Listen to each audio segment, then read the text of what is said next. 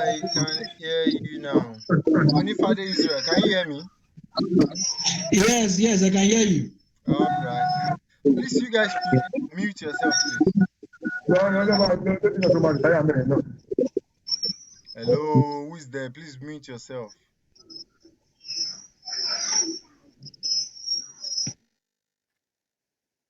All right. Good evening, everyone. I'm so glad to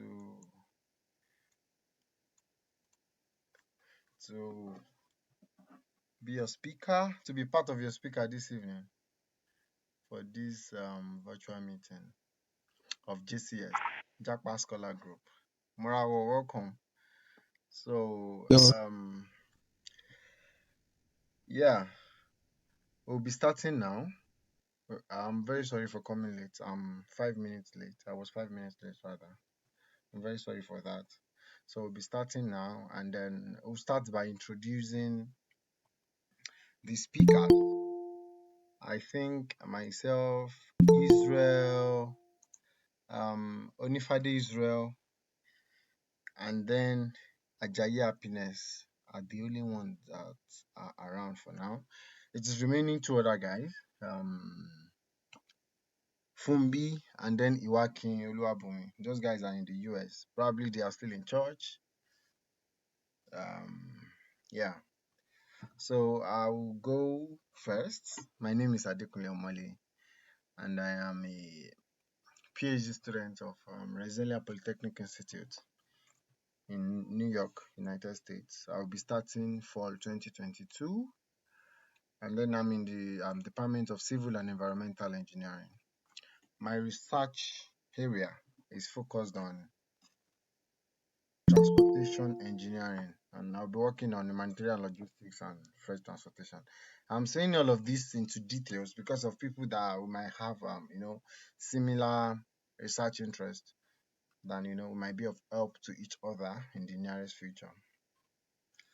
So I would like Morawo Israel to introduce yourself, please. Thank you. Right, my name is Israel Morawo.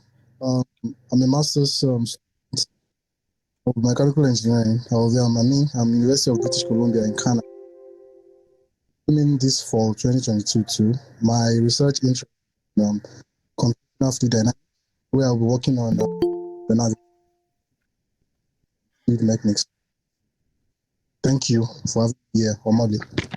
Israel, you've started again. Can you please just leave your house for this moment and go to a place that network is really strong? Wàhálà tó fún mi ṣe nígbà interview, ó tún ti bẹ̀rẹ̀ báyìí. Okay, let's move on to my guy, my New York guy, Onifade Israel. Thank you. All right, guys. Thank you so much, Homole. Thank you, guys. So my name is Israel Unifade, and then I am a PhD student in University at Albany. I'll be resuming in fall 2022, and then my research interest in microbial genetics and then evolution of infectious diseases. So basically, I'll be working on recombinant DNA, recombinant genetics recombination in diverse bacterial pathogens. So I'm glad to be here with you, and thank you so much for having me. Thanks. All right. Ajayi Happiness, are you there? Yeah, I'm here. All right. Please go ahead. Hey, good evening, everyone. Yeah. I'm glad to join this meeting. My name is Ajayi Happiness. I'm a graduate student of Federal University of Technology, Akure, and I'm a prospective graduate student in the Department of Animal Science. I'm glad to be here this evening. Thank you. All right. Thank you so much, guys. So we go to the first part of the meeting, which will be conducted by my good friend Israel. So we'll be talking on what's that again, Israel? Documents needed for Before application. that, I would like you to brush on, like, why are we here? I mean, scholarship, why Okay. why all of this? Do you get? And then after that, Ibuka told me that I won't be chance to come to today's meeting. So I would like you to just brief on GRE. I think Okay. you are expert on that part. Okay. Can we have you on board, sir? Yeah. Thank you so much, Amole. The importance of this the group actually is basically we want all of you here to get the reason why we are here, and basically because of the scholarship in the US, particularly, and also Canada.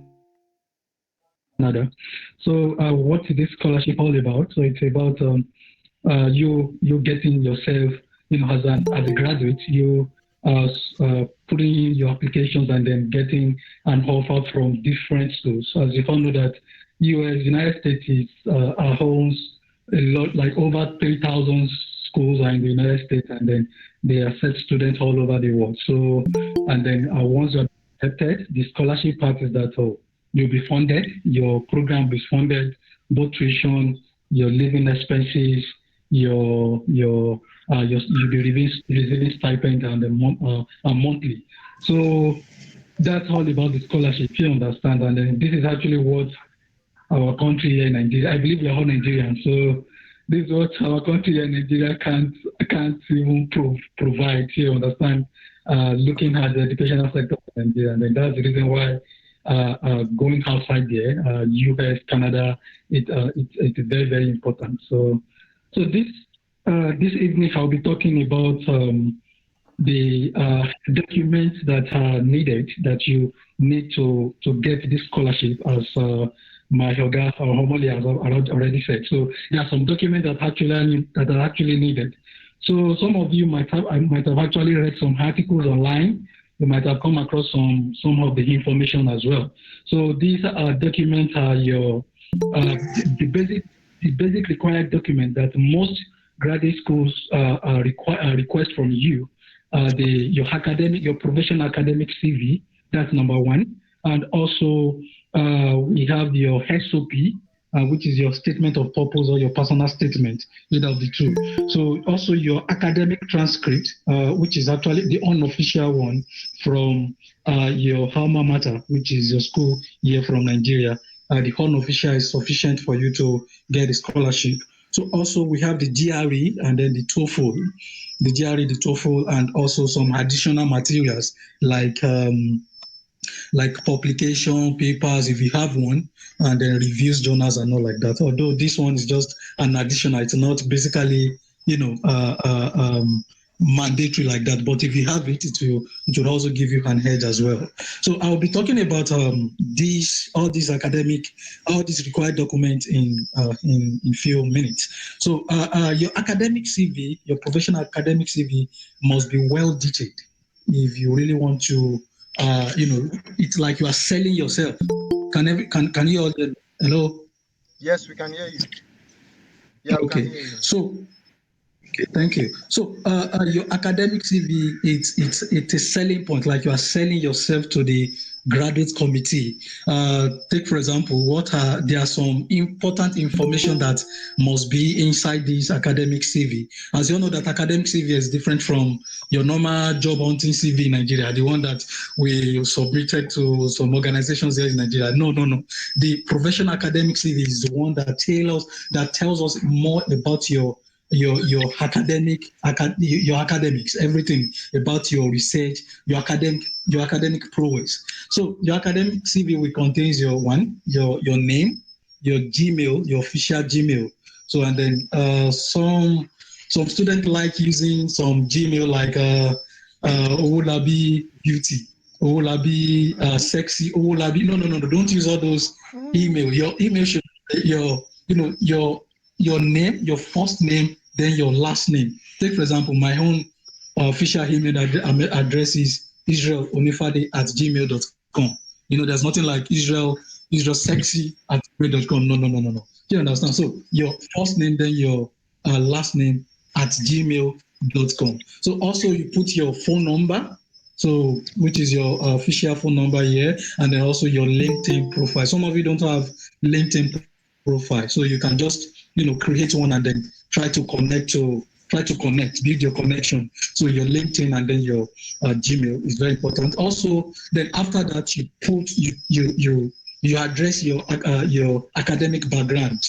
So you start with your bachelor's degree, then you move down to your if you have 2 degrees, take for example, you finish from Polytechnic before you go into the university to get your bachelor's degree, then you can just put your bachelor's degree, then your Polytechnic, which is your HND degree and all like that. Then you state your teaching and the research experience are also very important. Those are the things you need to document inside these your academic CV. Then your scholarship, probably you've won some awards in the past, you put it there, your scholarship, your awards, probably you've volunteered in some organization, you put it there, then you take some your technical skills. Those ones are very, very important. Those are the things that those professors are looking for.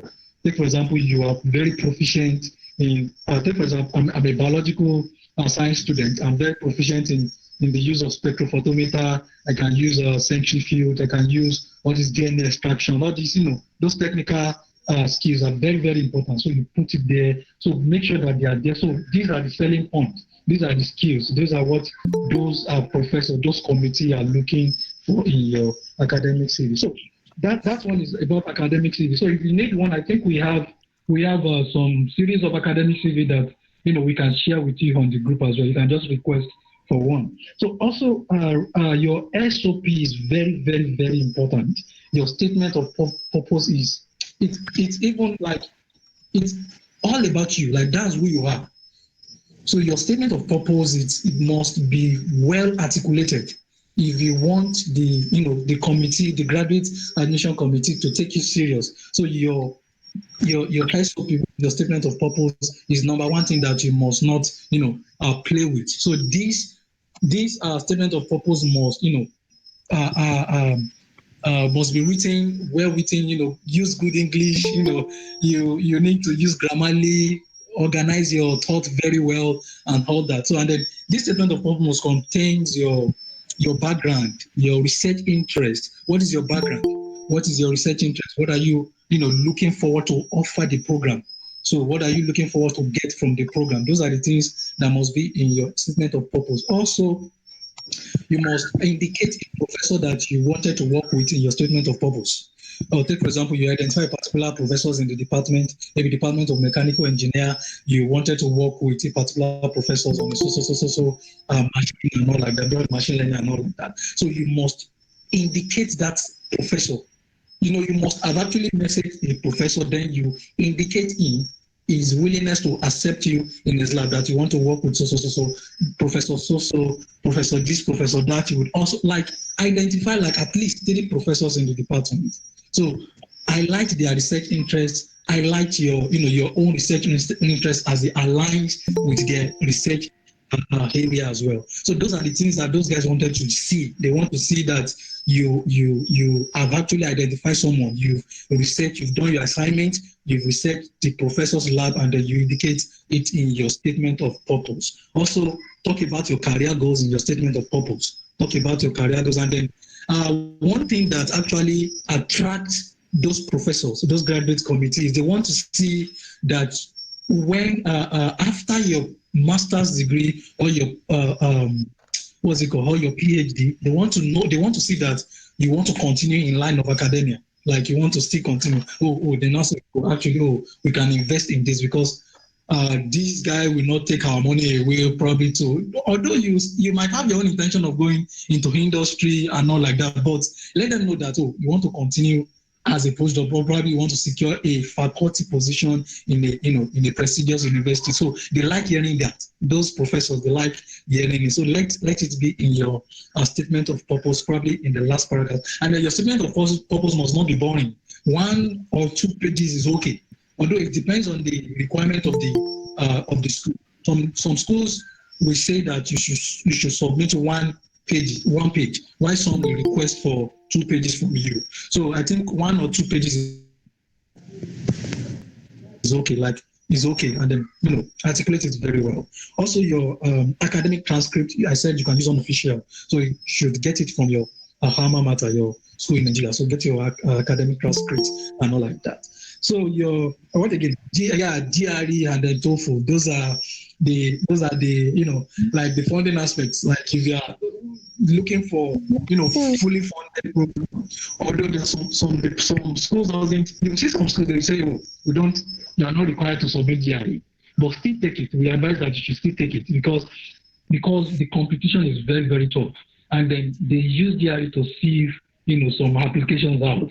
Take, for example, you are coming with 330 or you have 320 something, 330 and all like that. And then you still have a very good CGPA and then compare with someone that is coming with just probably a very low CGPA or a good CGPA to some extent. He or she doesn't take GI, doesn't take the TOEFL, doesn't take anything. I mean, the professor will take you because you have a very good CGPA, you have a good GRE, or even if your CGPA is not that stellar enough, but you still have a very strong GRE score and then TOEFL score, they will take you. They will really consider your application, and that's one of the importance of because GRE is like one of the sure way of getting funding in the US, like GRE and TOEFL. So take it. We advise people to take that exam as well. So, and then I said the other time that your letter of recommendation is very, very important. And I think that is number fifth document that you need. You need letter of recommendation. And it must be, I think, 30, yeah, maximum of 30 letter of recommendations from your previous professors in school, doctors, or let's say lecturers generally here in Nigeria.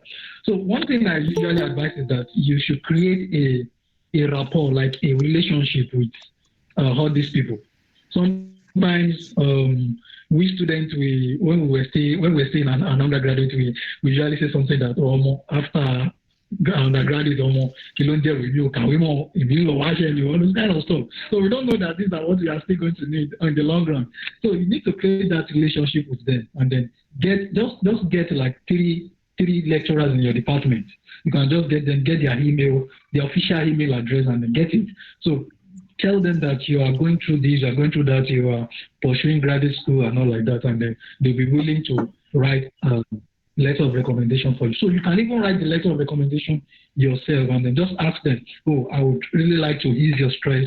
I would like to ease your stress. I have actually, document some letters there so that you can just, use and they'll be willing to take it and then send the letter on your behalf. So that's about letter of recommendation. And then the letter of recommendation must, contain your research experience. Let it document your research skills, your research experience. Like, it must be research oriented because that's what you are coming into the US for. You are coming into the US to come and do research with in the lab of these people because they are the ones they really want to fund your program. You are coming to offer them something, like you are coming to do research. So let your letter of recommendation, anybody that will write a letter for you, let that person like make sure that they document your research expertise in the letter of recommendation, and then let it be solid, not just two lines. He's a good boy, or he's very, very good, very gentle. Please, assist him. No. So let it document your teaching skills, your research skills on your undergraduate, your undergraduate project. You have done so. You worked on this, on that. So those are the stuff that I'm looking for in your letter of recommendation. Okay, and then I think the additional document I said is if you are privileged to have, like, let's say publications, like maybe you've published your undergraduate project, so you can put that one up as well. So it will also aid your application documents and all like that.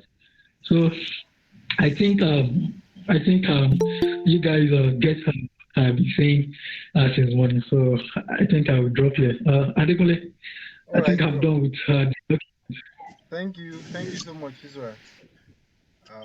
We enjoyed the session. I would like to add one or two things to what Mr. Israel said.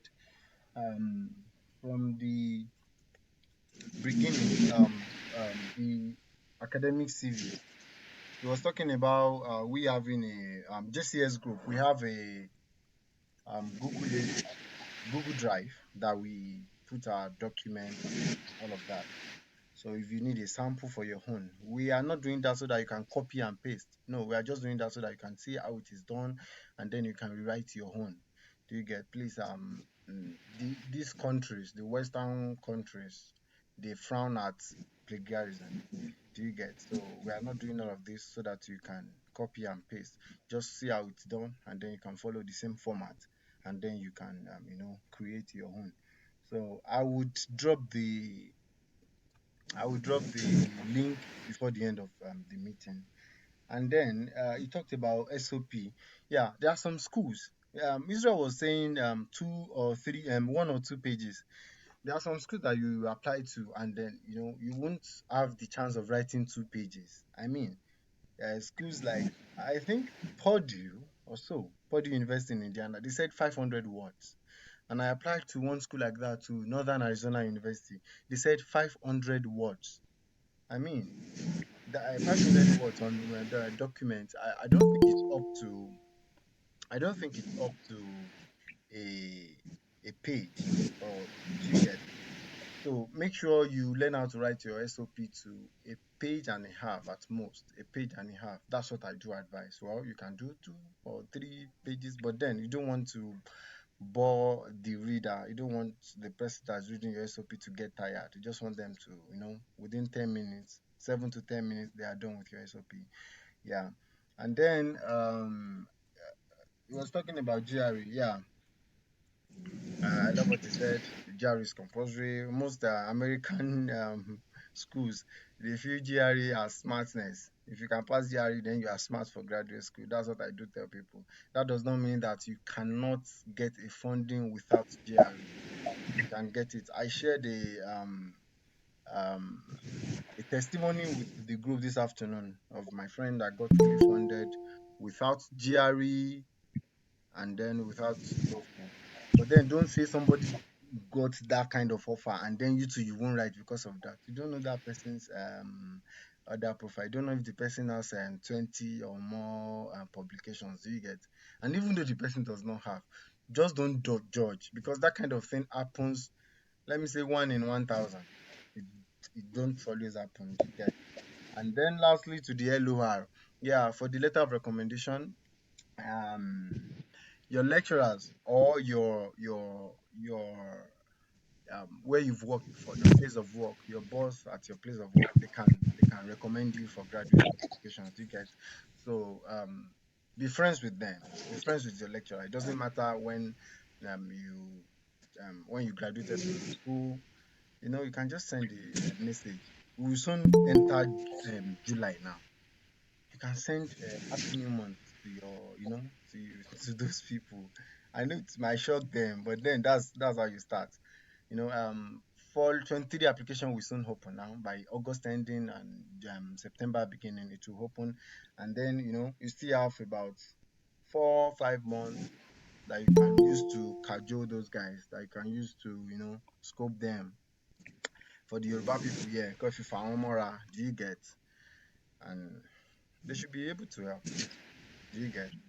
Yeah, and then yeah, I think that's all.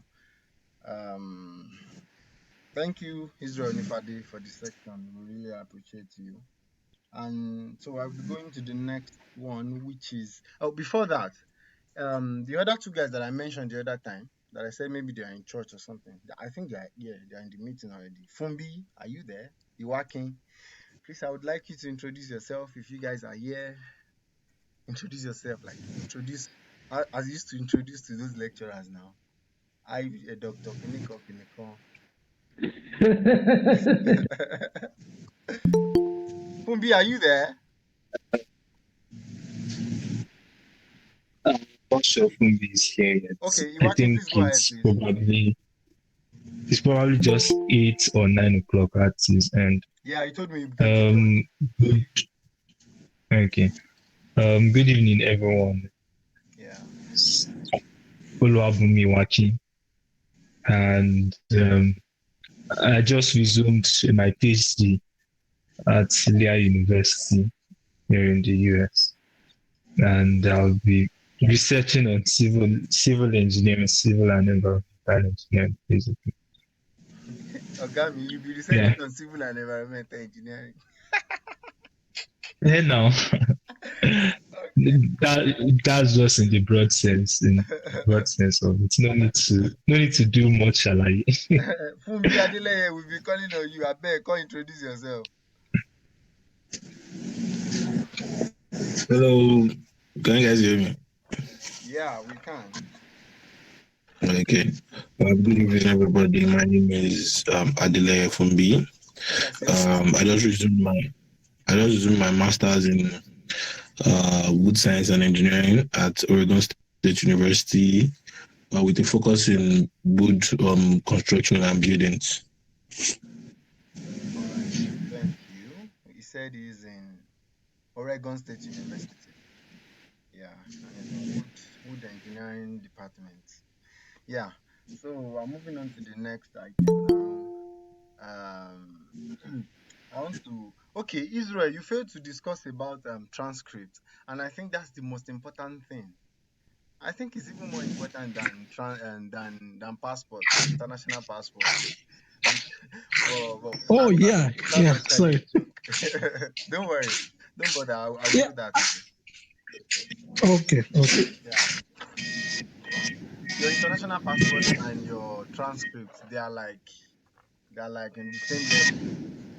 Do you get? As you are getting your international passport, most people think that's the first thing, but to me, I think transcript is the first thing because when I started my application, I didn't make use of my passport until okay when I was writing my exams, I made use of them. So they are just both on top of the list, your international passport and then your transcript. So talking about transcript is a little bit complicated. Um, what's that? Omowumi, please mute yourself, please. Omowumi, please mute yourself. Benjamin, please mute yourself. Is Omowumi there? Okay, please let's go on. Talking about transcript, it's a little bit complicated in Nigeria because of the difficulties in obtaining them in your various schools. I'll be talking for FUTA because I graduated from FUTA, Federal University of Technology, Akure. So I think it's quite easy in our school and yeah, and some other schools like that. But most people envy us, including Fumbi, because of how easy it is. So the transcript required for graduate school is um, your student. You don't need to be sending official transcript while applying, just your student copy. Okay, I said I will use FUTA as an example. So when you graduate from FUTA, FUTA will give you your student copy immediately after graduation. You get your student copy. So on it they will write duplicates. Is it duplicate or like student copy sort of something? Do you get? So it will be written on it. So you can use that to apply to schools. No, there are exceptions to that. Some schools will say you should that they don't take that you would have to go to your alma mater where you graduated from to send your official transcript. But what I used to advise people is that japa from those kind of schools unless you are very sure that these guys will give you funding or you've gotten a positive response from those kind of institutions because sending your for instance FUTA now, and FUTA is very cheap. FUTA will take 15,000 from you for them to send transcripts from Akure down to wherever you are sending the transcript to. Do you get? So let's assume you are applying to 10 schools and all the 10 schools request for official transcripts. Does that mean you'll be spending 15,000? Where most of us don't have a job. Do you get? Where some people are coppers. Do you want to be removing 15,000 from your salary? Do you get? So there are thousands of schools that do not request for that. They only request for your student copy transcript. Do you get? Student copy transcript and then while applying. So when after you've gotten the admission and then the scholarship, we call it funding in the US. After you've gotten the funding and the scholarship, they now ask you that you should send your official from FUTA. If I am correct, Iwakin Olubumi, the guy that said is in Lehigh University in Pennsylvania, he hasn't sent his official document till now because of ASO strike, and he has resumed. So can you see what I'm talking about now? That you don't really need the official, just get the student copy. I heard that some schools do not give students their transcripts as student copy like that. You can just request for it officially to maybe a primary school around your house, or your uncle's working place or something like that. They will send it locally to there, and then you go and pick up your thing, you turn it into PDF, and then you be applying with it. What you just need is PDF of all those copies. Do you get? So that you can be applying to them. Scan it clearly. Sorry. Eno Basiokon. You said here. Can't you guys hear me? We can hear you. We can Okay. hear you very well. All right. All right. So you can make a request from your school to a place of work, or okay, I will talk louder, please. I'm very sorry for that. So to get your student copy transcript. So the goal is just to get your transcript. Do you get? And then you can use it to apply. And then so there are some schools, there's something we call evaluation of transcripts. What does that mean? It means evaluation of transcripts. There are different organizations that do that, evaluation, which include WES, World Education Service, or something like that. WES, and there's one called ICE or something. There are numerous organizations that are doing, but the most popular is ECE. WES. I said ECE. Okay, ECE, yeah. And then there's one too that I tried to do then, Philip Kinikon before I later did West. Do you get? So Oh, sorry, what do you call it again? What? ECE. Please, Okay. you can use the chat box and to ask your question for now, please. Um, yeah, World Education Service West. Thank you, Olajumoke. And then ECE. But the most popular one is the World Education Service, which is West. I wrote a PDF concerning West, so I would advise you guys to check it up. Like I said, I will drop the link of our Google Drive link. I'll drop it so that you guys can check it up. Everything that you need, everything that we are talking about here. We talk about how to code email people, lecturers, and all of those stuff. Everything is inside that Google Drive link. Just open the Google Drive link. That you see different folders there. GRE, IELTS, TOEFL, letter of recommendation, academic CV, SOP, and all of those stuff. They are there. Do you get? So unless if you are lazy, I swear to my God, if you are hardworking and you are prayerful and all of that, by God's grace, you would see you get funding this coming for 2023 in Jesus name. West, I was talking about West, yeah. So that the West transcript is just an alternative to your student transcript that I talked about the other time. So some schools don't take your student copies or your official listing from your school in Nigeria. They will ask you to evaluate your results, using West. Some schools specify use West. Some schools will say use ECE. All of those stuffs. Do you get? So let's use West. So if you're applying to a school like Morgan State University in Maryland, they request for West in that school. Or Villanova University in Pennsylvania, they request for West in that school. So let's assume you want to apply to Morgan State University. So what you will do is you would send your transcripts, not the student's copy on with you.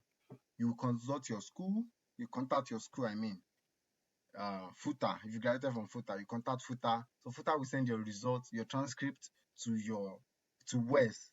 Their office is in Canada. So then they will help you to evaluate the results, and then they will send you something like your school sent you that I talked about the other time, student's copy that you can use to apply. Do you get? So if they've sent you, they will Obanla Aderonke, you don't need to pay West first. I did a PDF explaining everything. There's actually there is a scope that you can have your school send the transcript to West before you eventually pay West. That's what I did. You get your the goal is to get your reference number, yeah. So you get your reference number, and then I took it to Futa. Futa sent my transcript to West.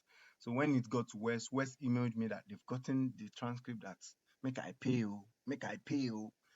So I pay, and then they yeah, really, I don't care. And then so after a few days, I paid, and then they evaluated my results. They got me my student copy. So that was what I was using to apply. So if you have a low CGPA or you graduated from HND, like myself, I have a very low CGPA, not very low like that, because I am I graduated as the best 2-2 student, best second class, best second class lower student. So I graduated with I graduated with 3.44 over 5. Yeah. The cost of West, let me just is around it depends on your school, but West will charge you $218, $218. So it depends on your school for the remaining fee. For Futa like this, after that $218, you just spend $15 and then 75. So do you get? So so yeah, I was talking about myself. I graduated as the best tutu, 3.44 over 5, 5.0. So I saw that when I wanted to apply, I saw that this pool of graduate school students, it choke first class. If you see here first class, see here first class. Go to your left, strong two and all of those stuff. These are the guys that I'll be meeting in the pool. Do you get? So the first thing I thought about was doing my West transcript so that I can, it West evaluation boosts your result. Yeah, let me put it that way. It boosts your CGPA. I told you that I graduated with 3.44 over 5, and then when I did my West evaluation, it's it converted my CGPA from 3.44 over 5 to 3.2 over 4, which is a good one in the United States. So we can also say West evaluation converts your Nigerian CGPA to a US standard. I mean, in Nigeria we are using we are using 0.5 here, or UI that is using 0.7. So I graduated with 3.44 over 5, and then when I did my West evaluation, it turned to 3.20 over 4, which is a good one. And then another point is there are some schools that they do not take West, like they won't take it from you when they finally offered you admission. Do you get? Like my school, like the school that I'm going to, but they will not notify on their website that they will not put it on their website that they will not put it on their website that they don't take West. So do you get? Those kind of schools, I would advise you to be applying with your West transcript if you have done West evaluation. This is the reason. Guys from Nigeria that have first class, they are on the same pool with you. Do you get? And those guys that have strong CGPA, they are on the same pool with you. But if you are carrying low CGPA to the pool, it will be as if if they are using CGPA to drop people, they will drop you first. You grab. So if you do your West evaluation, you've converted it for them, that they are seeing your CGPA as over all over 4, and then you have 3.2 or 3.0 or 3.1, and most of the schools their cutoff mark is 3.0 over 4. Some 2.75 over 4. Do you get? So it's just a good thing if you can afford it to do West. I'm talking about people that have a low grade or HND graduate. Do you get? So when I applied to my school, I I applied using West evaluation, and then I got funded with that. And then after the whole thing, they told me that they can't collect that West that I used to apply. That I will have to send my my transcript from Futa. But then that thing helped me. Do you get?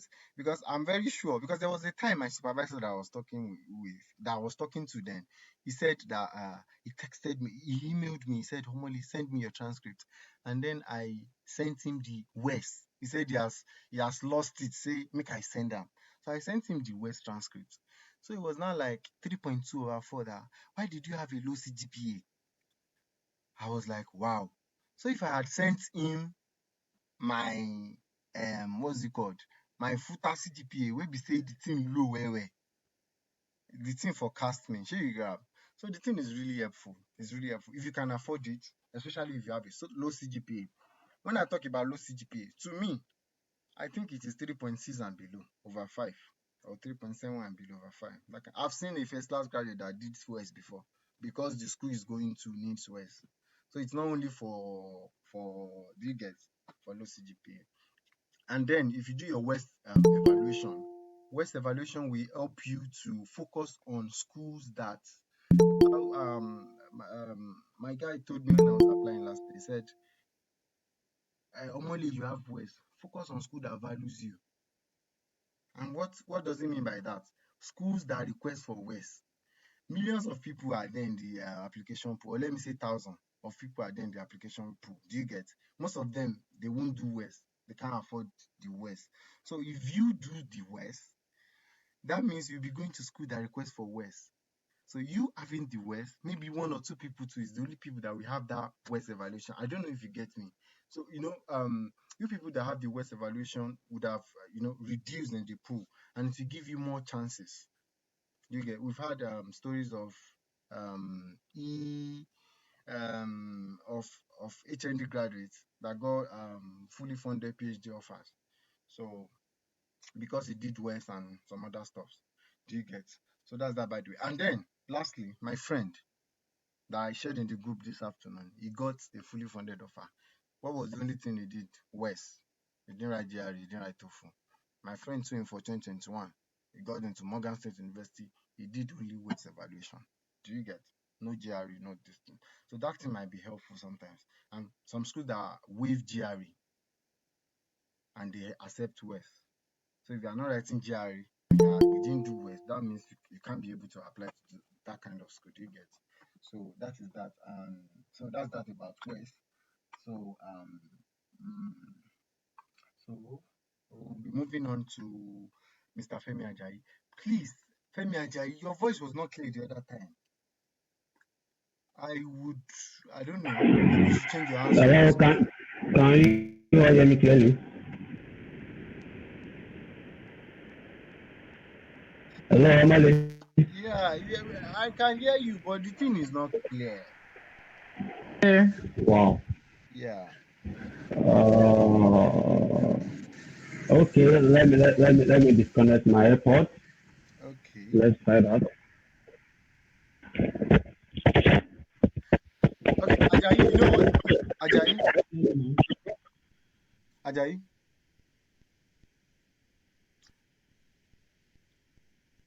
I can't hear him again.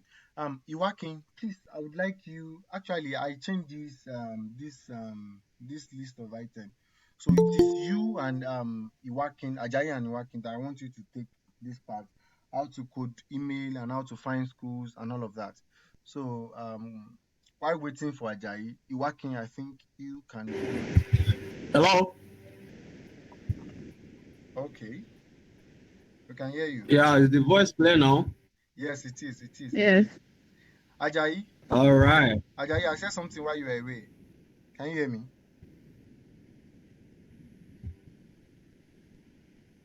Hello, Ajayi. Hello, I can hear you.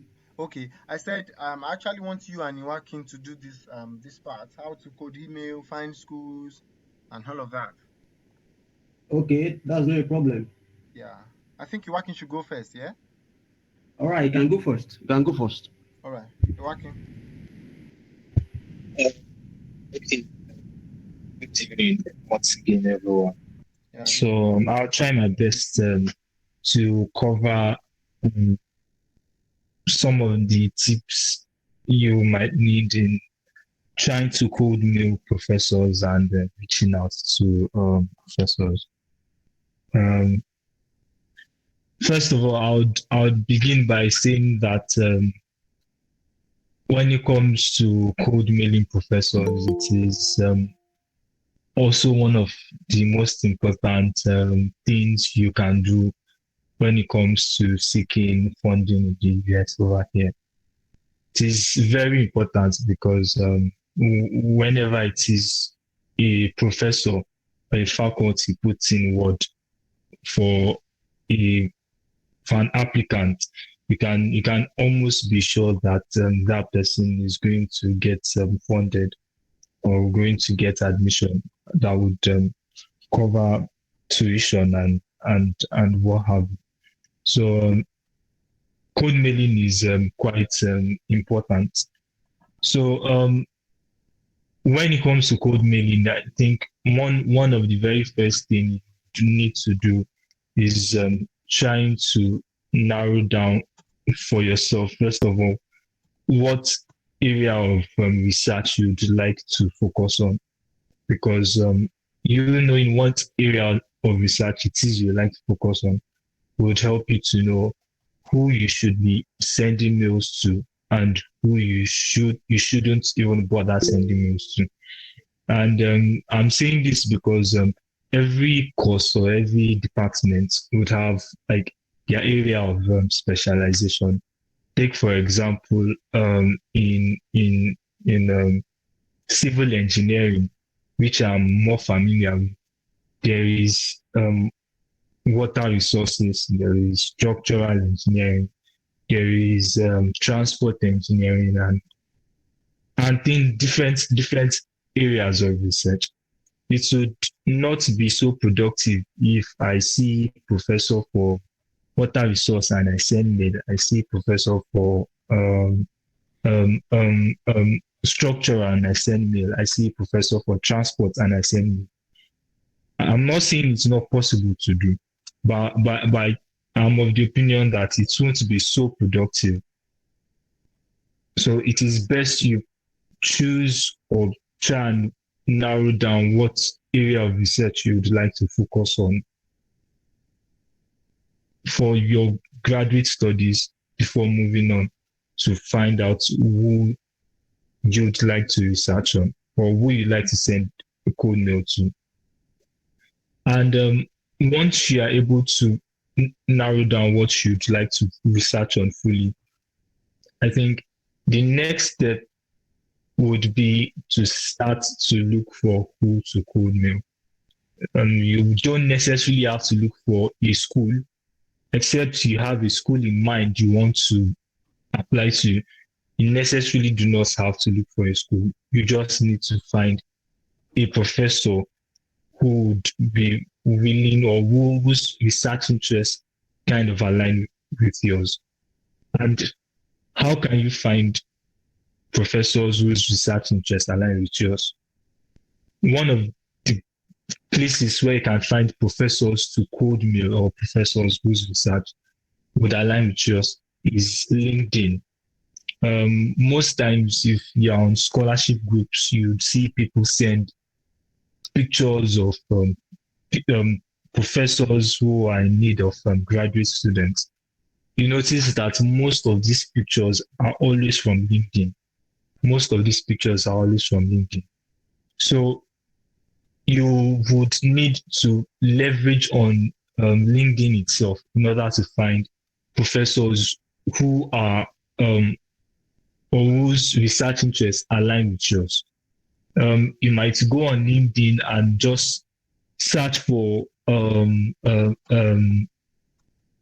say your research interests, say maybe construction management, and you can add keywords to it, say PhD on LinkedIn.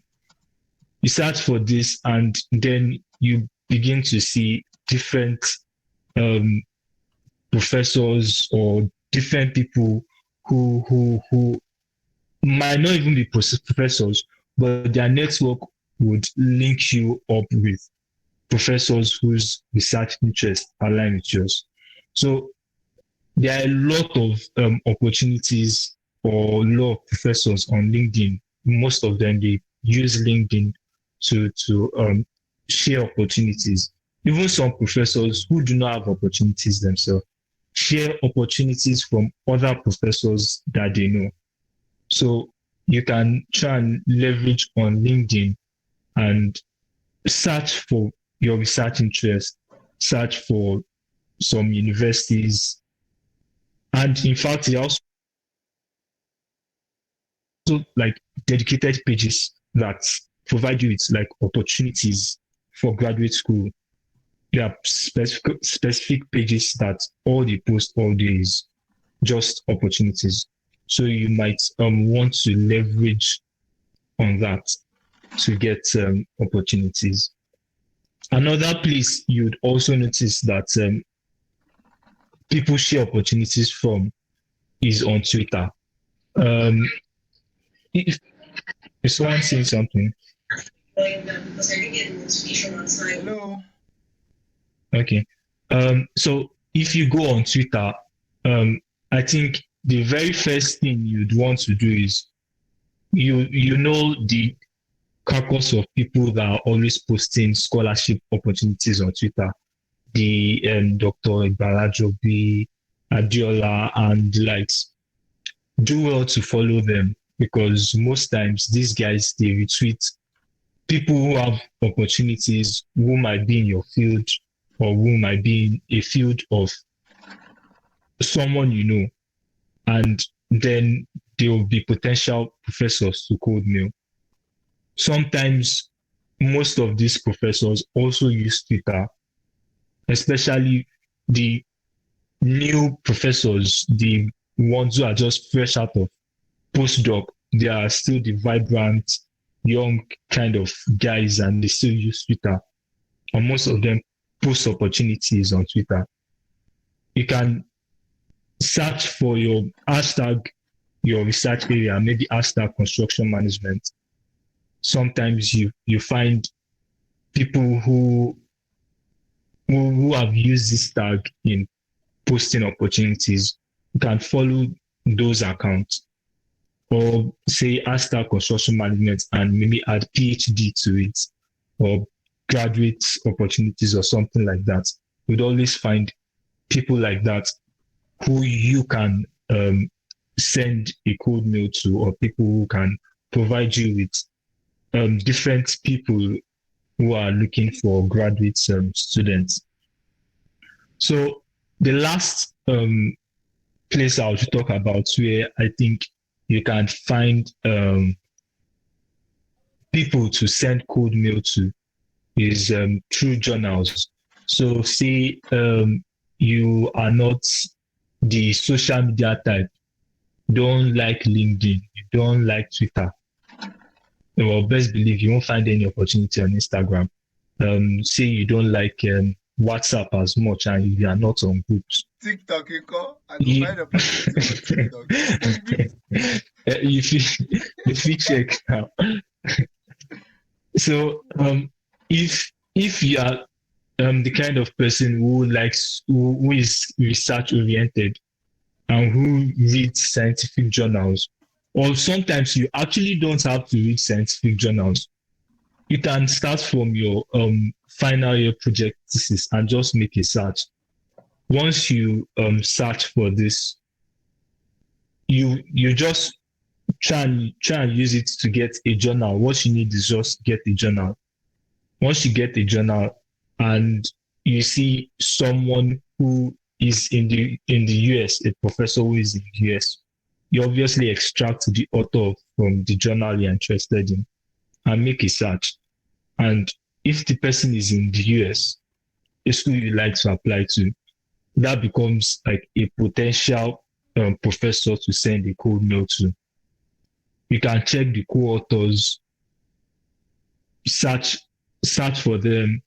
Sometimes when you do, it takes you to directly to their like web page or to their Google Scholar.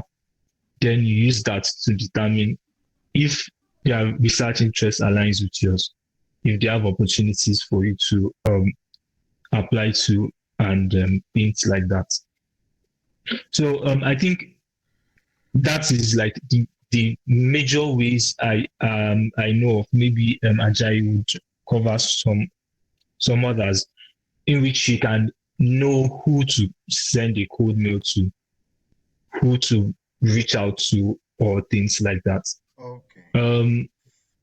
So okay. Yeah. Thank you. Are you done?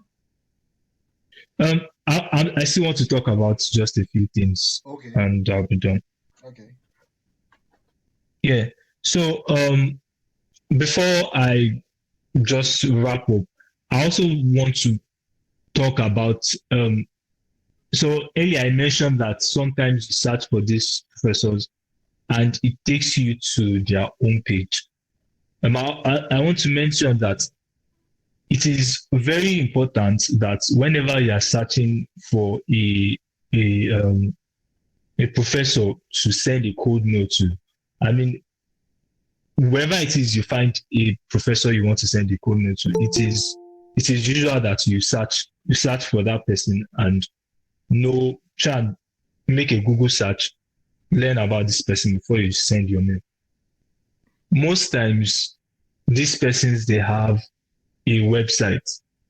Please, I want to say this that you should please always try and make sure to read through their website. Sometimes these professors they have expectations of what they like to see whenever it is they are reaching out to them. Sometimes they expect that you've gone through their page. I mean, this is part of due diligence that would be expected of you when you're sending your cold mail.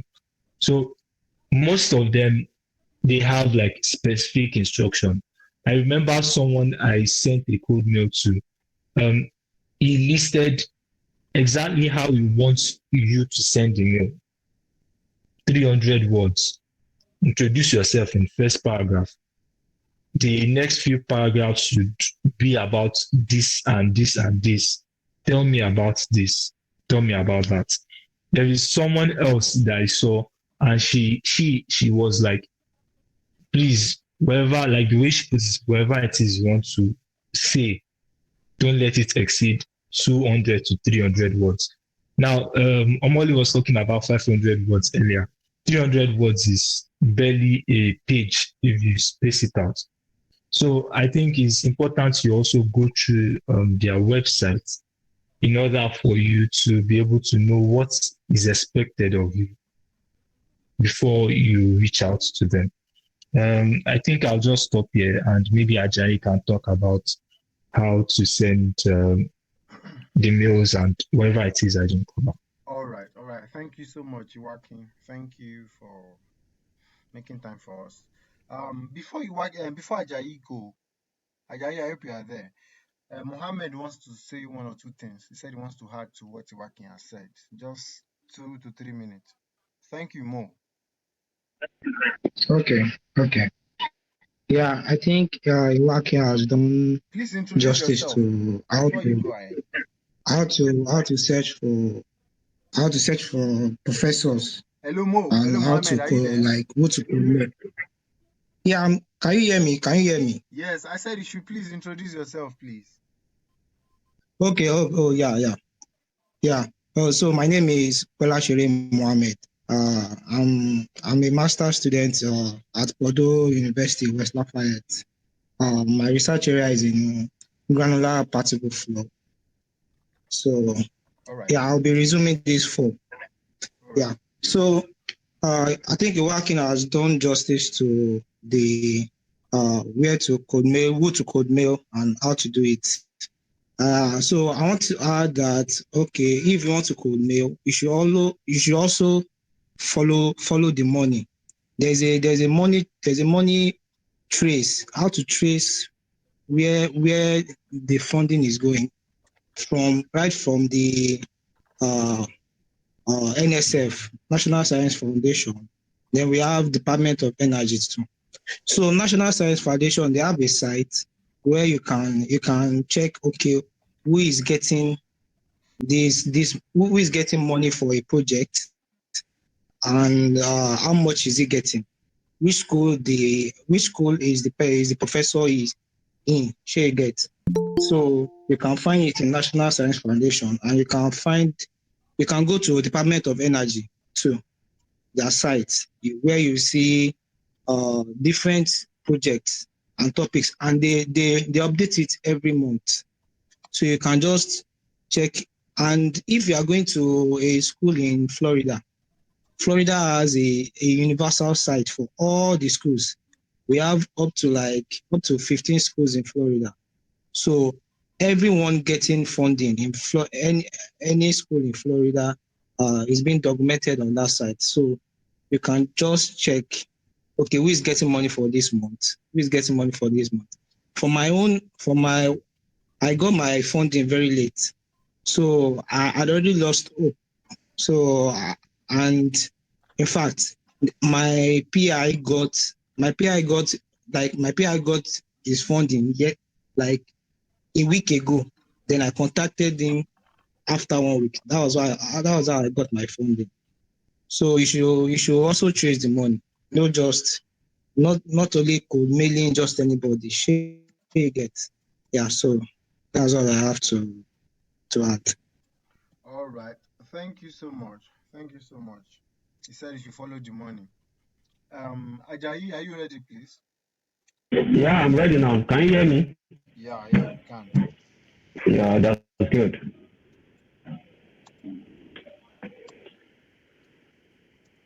Hey, good evening, everyone. Can you all hear me? Yes, we can hear you, Me, please. I cannot hear you. It's as if you are using your earpod again. Sorry about that. Just go ahead, please. Just go ahead. I think we can hear you. We can manage here. All right. Can you Yeah, all see my screen? No, fantastic. Can Ajayi, do you want to share your Yeah, screen? yeah, I want to share my screen. Kindly approve that. Please try that again. It's not bringing anything. All right. A minute.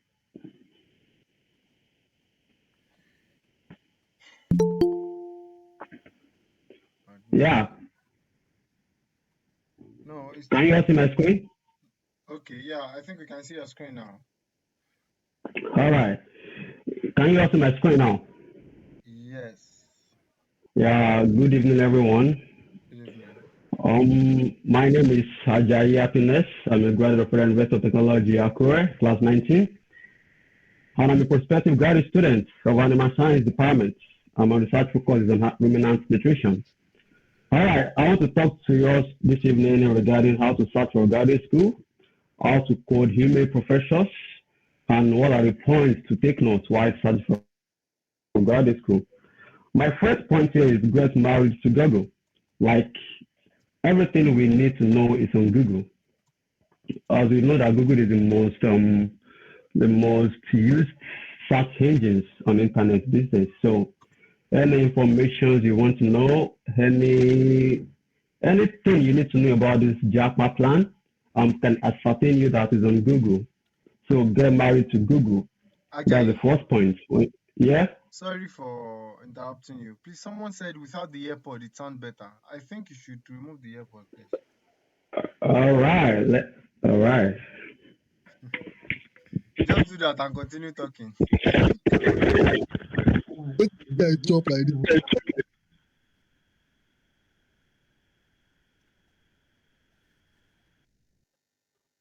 Hello, Ajayi. Damn. What the fuck is wrong with this guy? Is Ajayi there?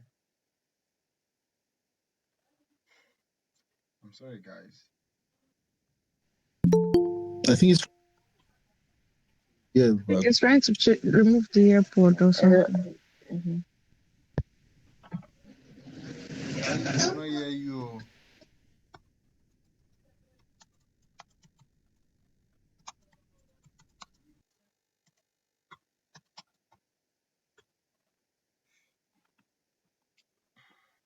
Yeah, sorry for the breaking transmission, guys. I guess you can hear me now. Yes, clearly. Yeah, sorry for the breaking transmission. I was trying to disconnect my AirPod. So I was saying earlier that you need to get familiar with Google. Every information you need about these graduate schools is on Google. Get married to Google. And also pay attention to information shared on the platform. I realize that most of us on that platform don't really go through the links we share, the graduate positions we share. You might be lucky to just find your own assistantship via the information shared on the group. I remember when Normally shared his testimony with us, he said the school he got an assistantship was shared on that same platform.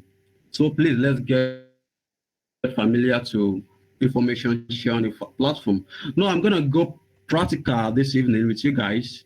When I told you to get married to Google, how can you search for graduate school via Google? Now, like I said earlier, I'm a graduate of animal science, and I'm looking out for schools that have graduate program for animal science. Now, let's go to our Google. Please pay attention, okay? Now, I'm a graduate of animal science. I can just put out that graduate programs in animal science, USA. If you are interested in Canada, you can put in Canada. If you are interested in US, you can put in USA, like I just did. Now, you press enter, and I have a list of schools that has animal science in America. Can you all see that? Omale? Yes, sir. Yes, we can. Yeah, good. Yes, sir. Now, We this is can. an instance of what you're going to get if you are looking for animal science in the United States. If I should change this to chemistry, I will have a list of schools in US that has graduate programs in chemistry. Now, if you scroll down a bit, you can see some schools. This is OSU, Oregon State University. All right, go. Kumbi, this is your school. Can you all see that? Yeah. So, Yes, sir. This is Tennis, University of Tennis. Yes, I can see. Yeah, University of Tennis. This is Canada. This school is in Canada. Anytime you see .ca, it means Canada. Anytime you see .edu, which is edu, it is US. Do you guys understand that? Yeah. Edu is for US. Yes, sir. CA is for Canada. Now, this is just a simple method to glance through Google to get a school that has a graduate program. Now, the next thing I want us to do now is, for instance, I developed interest in Mississippi State University. Now, can you guys see my screen? If you look at the right-hand side, you will see the acceptance rates, graduation rates, and average cost after aid. Let's get back to my slide. I mentioned two schools there. I said, pay attention to the acceptance rates. What does this mean? When I'm talking about acceptance rate, it means how often does this school take in students? How often do they accept students? And how often do they reject students? Now, I cite an example of Harvard University and University of Maine. Why don't you guys keep applying to Harvard? We all know that Harvard is the top school in the United States. Now, let's check for Harvard. Let's check the acceptance rate for Harvard University. Look at the right-hand side of my screen, you will see 5%. Can you see? 5%. Yeah. Now, let's check for University of Maine.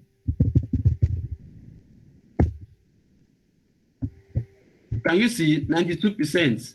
Now, which school will you prefer, Harvard or University of Maine? I prefer Maine, Harvard. Of course. University of Maine. Everybody can get admitted into Harvard, but you should know that the competitions are very, very tight. So why am I saying this? When you found a school that has a graduate program, for instance, Mississippi State University, pay attention to the acceptance rates. How often do they take in students? Now, University of Maine has 92%. I'm very sure the rate at which Maine accept students is very high compared to Harvard. That's why you don't have much crowd going to Harvard.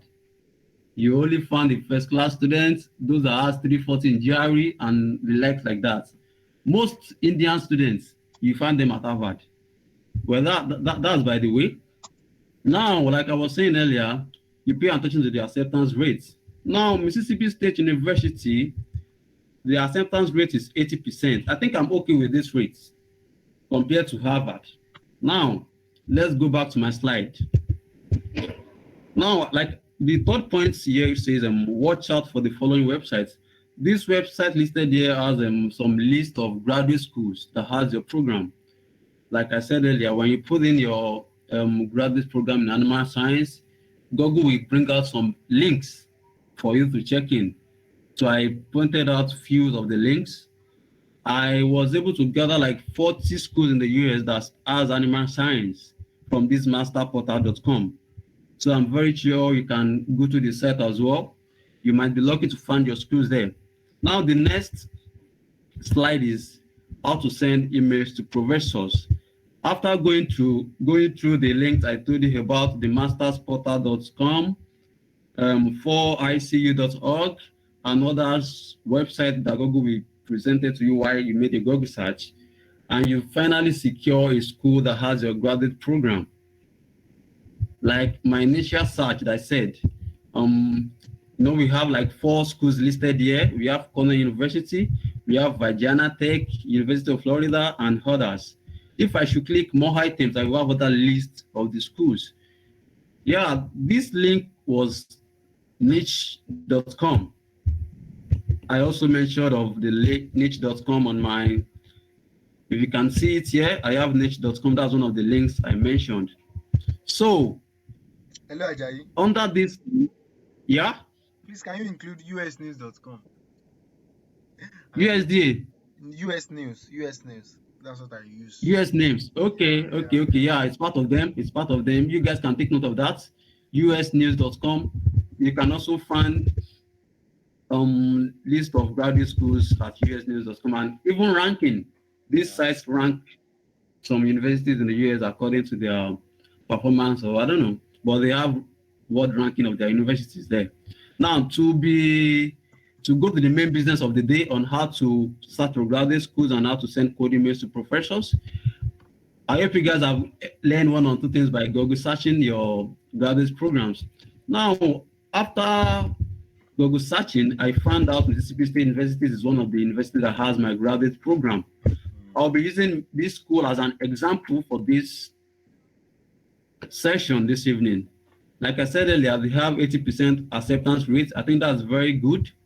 So let's get to the business of how to send code emails to professors. Now, I'm on Mississippi State Universities now. When you bump into any universities in the United States or Canada, you pay attention to 4 major things. Push your students, number 1. Everybody in this, let me say most of the participants of this meeting are future students. Yeah, we are still trying to find our way into the United States or Canada. Now, when you click on future student, you could see some tabs that pop up. You could see graduate admissions. Undergraduate is not your business. It's not your business. Or anything, when you see graduate school, graduate admission, graduate programs, prospective graduate students, those are the basic things that concerns you in this journey. Now I have the list of graduate programs. Are you guys paying attention? Yes, sir. Yes, sir. Yes, sir. All right. Now, like I said earlier, I'm a graduate student of animal science, and I just found myself at Mississippi State University. I'll be thinking, how should I go about it? Where's the next link to tap in? Okay, now I want to be so sure that Mississippi State University has my graduate program, which is animal science. Now I can just click on more about graduate programs, or you can just scroll down. There's a future student is another link that might be useful to you. International students, under this tab, you can find out if English test will be required by an international student. Maybe they will need you to submit the financial documents. Maybe they will need you to submit bank statements. Those 3 documents are very vital while bumping into the graduate schools in the United States or Canada. Now, Ajayi, please let me say something. Most people here, we can't afford graduate school in the United States. We are searching for full funding. So I don't think. Of course, I understand. I will still share my story with them while I tell them to pay attention to the financial document of a thing. Okay, let me quickly brush this in. There was a school I make an inquiry from their graduate coordinator, and I was never told I will be needing a financial document. I was never told. So I emailed my graduate program coordinator it suggested I submit my application. So when I submit the application, they will check through my application materials if I'm qualified for their assistantship or whatever. So I submitted my application. I paid $65. So after I submitted all the necessary application materials, I got an email from the school. I was told to submit financial documents. I was like, wow, that's not the only issue. I was also told to provide an English test, which was not even stated on their website. Neither was I told by the graduate school coordinator that I would need all those documents. So I started this battle with them. I was like, you guys didn't told me this before. It was not on your website. Why do I have to provide a financial document and English test? I fought for the English test. I won at the first stage, and I was still on the issue of financial documents. The department chair sent me an email. He said they can't review my application materials until I provide them a financial document. Can you guys see how some schools can be silly and not have an updated information on their websites? Yeah. So I told them I don't have any financial documents, and they insist on reviewing my application materials. After some weeks, I got another email that the same person that told me I won't be needing English test, he told me that I will have to provide English test. I just give up patapata for that school, say this school is not for me. Yeah. So when I told you guys to pay attention to financial documents, please, even if they state on their website that they don't want financial documents, ask their graduate school coordinator. Ask again. Be sure. Please be sure. I wasted $65. He pay me, he pay me gone, but we move, sha. I've learned my lesson. So please pay attention to financial documents. Most schools don't request for it. Yes, most schools don't request for it. But these particular schools are just so stubborn. So that's just by the way. Now, let's get to the graduate programs. I want to look out for my department, which is animal science, if Mississippi State University has my course. Now, these are the list of their graduate programs. I hope you guys can still see my screen. Yes. Now, I'm looking for animal science. Animal science.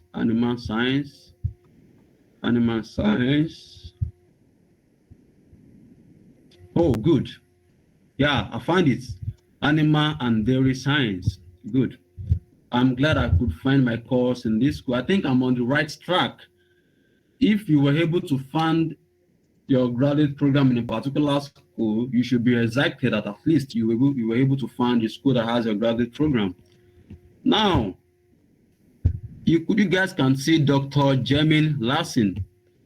This is the graduate coordinator for my department, animal science.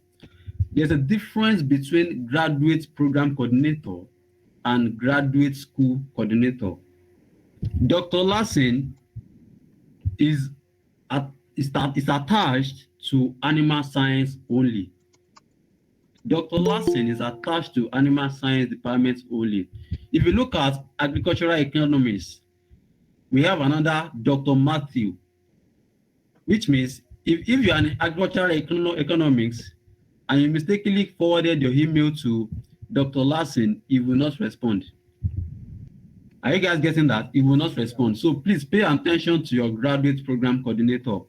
They are the best position to respond to your inquiries related to their program. Regarding to the previous example I cited earlier, I said I contacted my graduate program coordinator and he told me to submit my application. In this case, it was as if I emailed Dr. Larson and he gave me go ahead to submit my application. Why the graduate school coordinator told me to submit the financial documents? Can you see the difference that my program coordinator? All right, let me be fast, please. Let me be fast. All this is I'm saying I've already prepared in a document on our group description. You guys can find the full details on the document provided.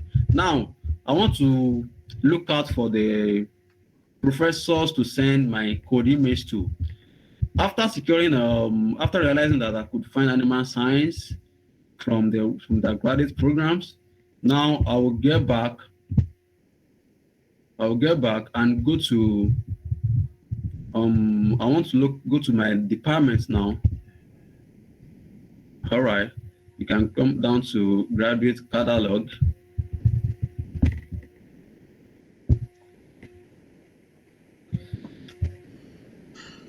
Degree and majors offered. Yeah, this is another link to get through to see all the list of graduate programs in this school. I think what I'm looking for is not here, so I can go back,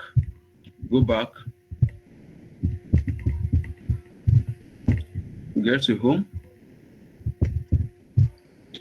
Yeah, faculty and staff, graduate school.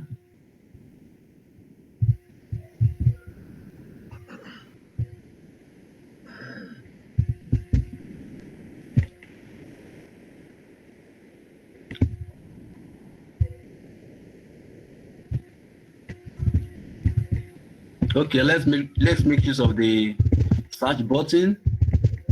If you couldn't find what you're looking for, you can make use of the search button.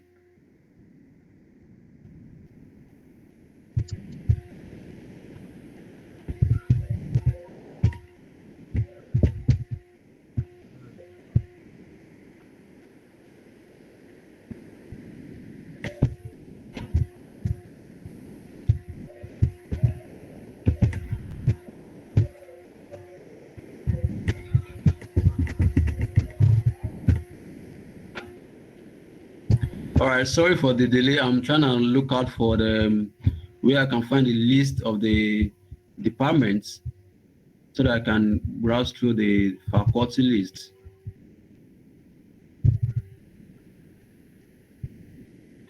This thing can be so tiring as you have some schools that won't have a very good UX departmental review. Okay, let's use another school for an example. Let's try University of Maine. All right. I think their own site is more easier. Now you go to academics, major and graduate programs, animal and veterinary science,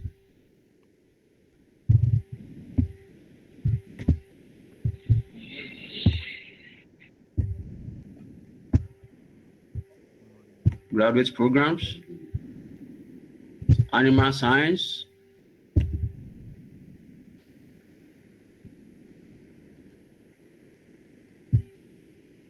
oh, this doesn't bring us to what I'm looking for.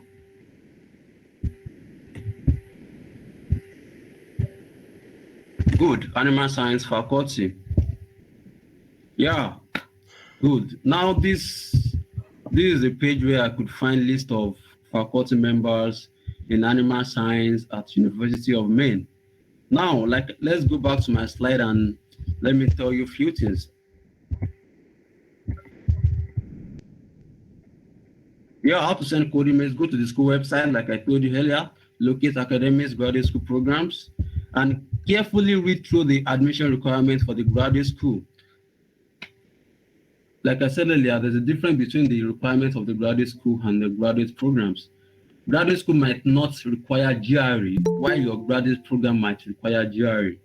Do you understand that? University of Maine doesn't require GRE.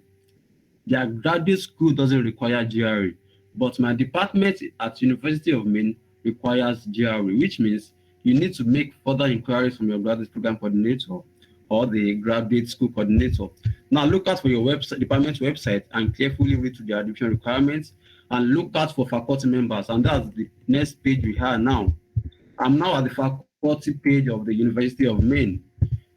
My research interest, like I said earlier, is ruminant nutrition. Yeah, so let's look out for ruminant nutrition. You could see that professional interest. So this is your research focus. You could see. Now let's look out for ruminant nutrition.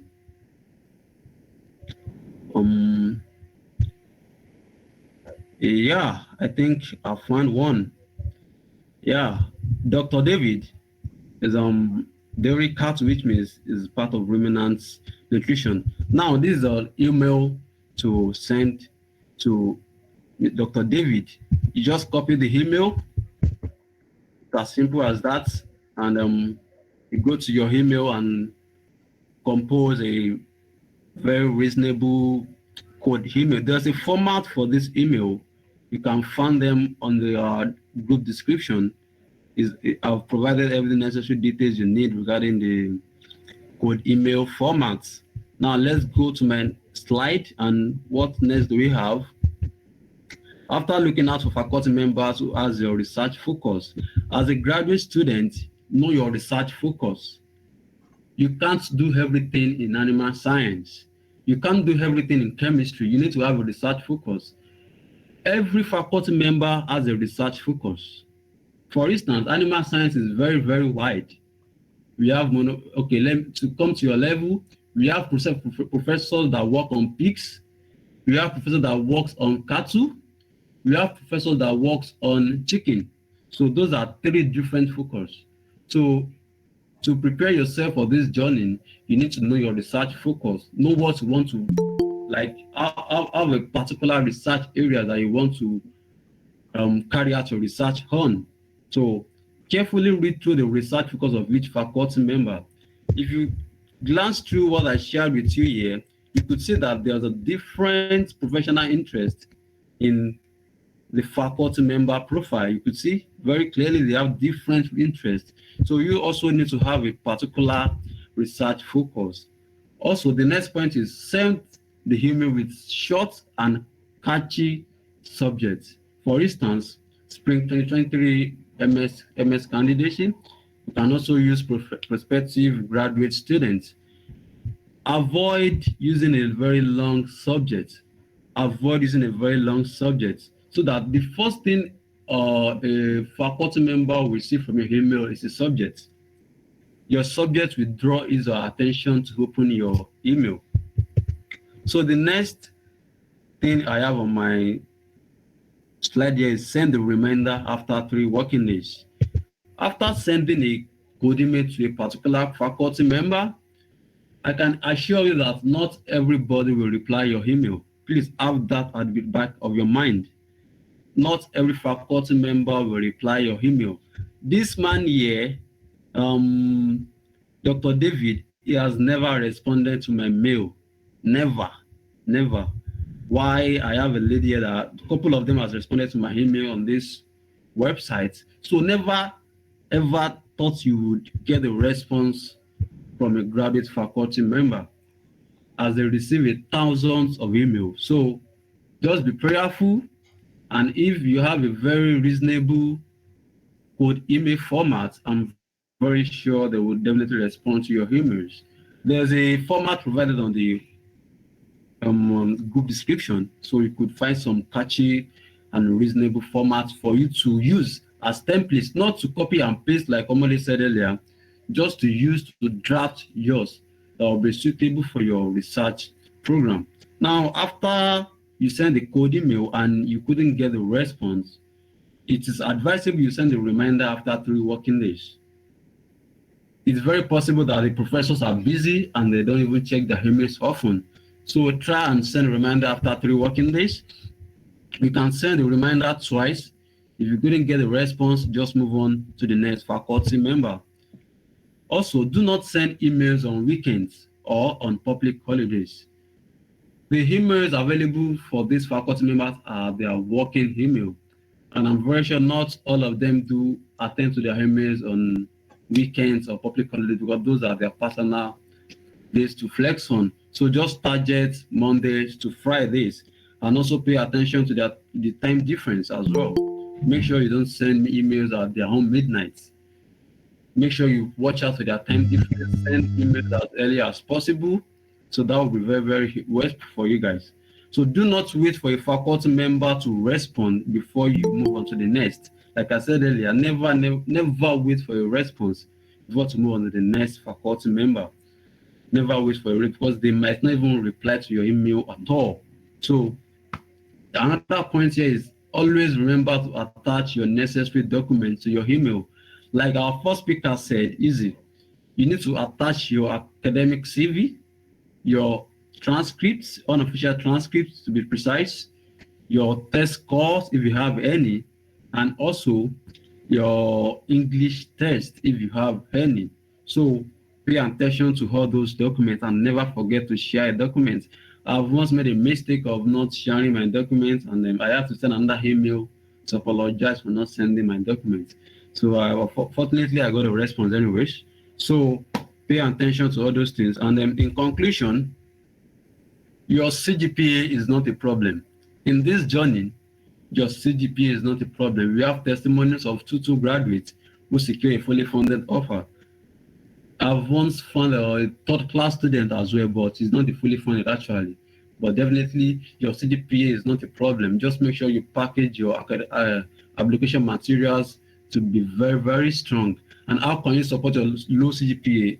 By just doing worse evaluation, or you find other members under nurses that can evaluate your transcripts. Also, sending code emails can be so tiring. Please don't give up. I, as a person, I have sent more than 200 emails. I'm not even capping right now. I'll send more than 200 emails. More than. Please don't give up. It can be very, very so tiring. Don't give up. And like one of our speakers said earlier, have a LinkedIn profile. Please, it's very, very important in this journey. Have a LinkedIn profile, a very updated one, and make sure everything you have in your academic CV are also highlighted on your LinkedIn profile. I've once sent a coding mail to a professor, and the next thing he did is just glance through my LinkedIn profile. I could see, because I could see any member of LinkedIn that viewed my profile. So the moment the man viewed my profile, I was like, wow. So you can also have your LinkedIn profile link on your academic CV. It's very, very important. Also, you can strengthen your profile by taking the necessary tests like GRE, GMAT, IHETS. Mr. Omali has told us earlier that you need to strengthen your profile. There are a lot of thousands in these graduate school pools. So you need to strengthen your profile, increase your chance by taking this test. Don't ever believe when a school tell you GRE is not required. GRE is not required. Although it's not required, but if you send them their GRE, I'm very sure they will take it. I'm currently on a conversation with a professor at one school in US, and this man said the man does not have his own personal funding, but he told me he would make sure he secure funding from the department, and he specifically told me to send my GRE. Guess what? On the school website, GRE is not required. It's not required at all. But the man specifically told me to send my GRE. So those are the things that can strengthen your profile and give you a higher chance to secure a fully funded offer. So the last point is work on your academic CV. We've been brief on this earlier. Please let your academic CV be well detailed. Let them know everything you did in your undergraduate program in your CV. Let them know the number of conferences you've attended in your CV. Let them know the number of publications that you have on your CV. Also, the last but not the least, pray. Whatever you believe in, make sure you pray. Although hard work is required, but I can assure you that pray. When you pray, I'm very sure our God is going to answer our prayers. Thank you for listening. Till we all win. All right, brother.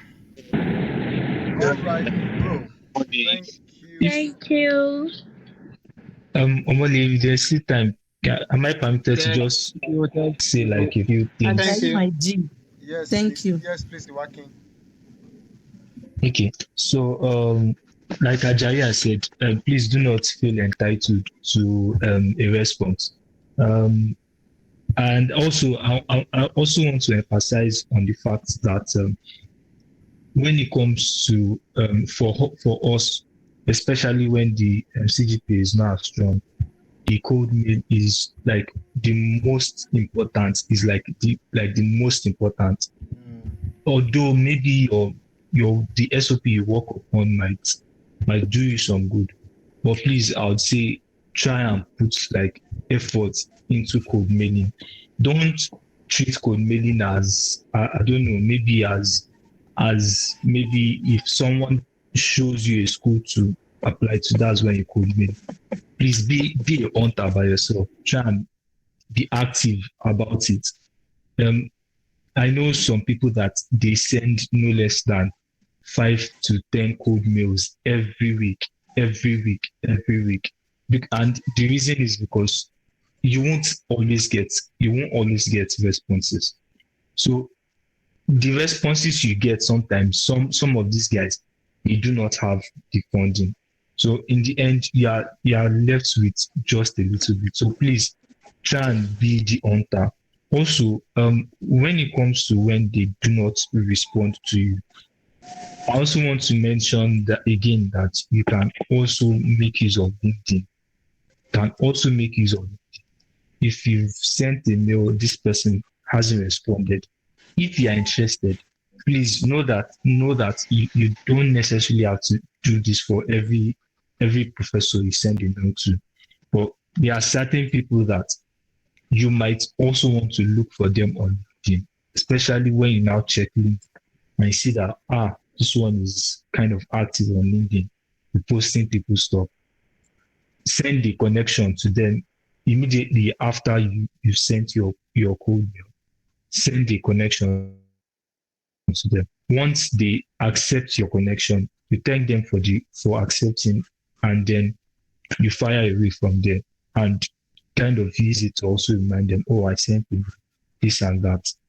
So I think that is also another important area where you can try and consider whenever it is that they do not reply to your mail. Once again, please, like, don't treat code mailing as if it's like the main application part, because to a large extent it can be like the main application part if you get someone who would be interested in working with you. There are some professors that once you can get them or they can show interest in you, just forget it.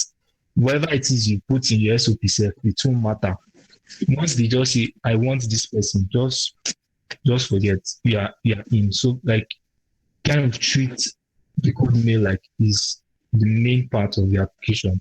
Also, please, I know there are some people who have never sent like a code mail here before in their life. They don't know what it's like, and they might feel like, how would I now compose a code mail that is good enough? This one that Molly is still telling me that I should not copy and paste. How do I do that? Um, this is still July and you have time. Please, once again, you don't necessarily have to like wait for you to see like, oh, this person has funding before like you send a code mail. Sometimes you can just Google search a school you're interested in and see a professor and just send a code. The essence of what I'm trying to say is just give it a try, right? Compose anything. I mean, as long as it is um, grammatically correct and logically sound, compose something, compose anything, send it, or before you send it, you can share it with someone who could help you review it and see if what you've done makes some sense. Or you can try and compare it with the template that is on the drive that of the group. Send a mail and see the response. Send to 3 4 persons. If you get a response, it means, oh, okay, maybe you are doing something right. If you don't get a response, it means you need to do better. You won't get to like the level of sending like the mails that get you response unless you start somewhere.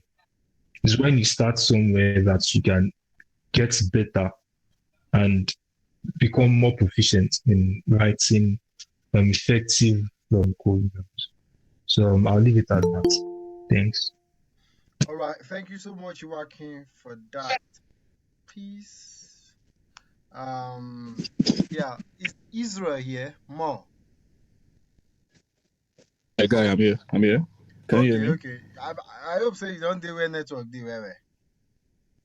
Yeah, I guess. All right, all right. Please hold on, please. I would like to talk a bit before you come in.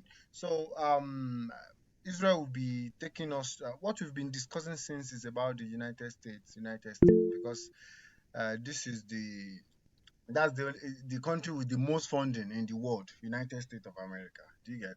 So this guy, I think, is the only scholar among us that is going to Canada. So it will be shedding light on. Please, Israel, I would like you to make it um, not too long. Do you get? Please make it short. And so before Right. you go, before you start, please, I would like to share my screen. And within a minute, I just want to show you guys something. Um, okay. So can you guys see my screen now?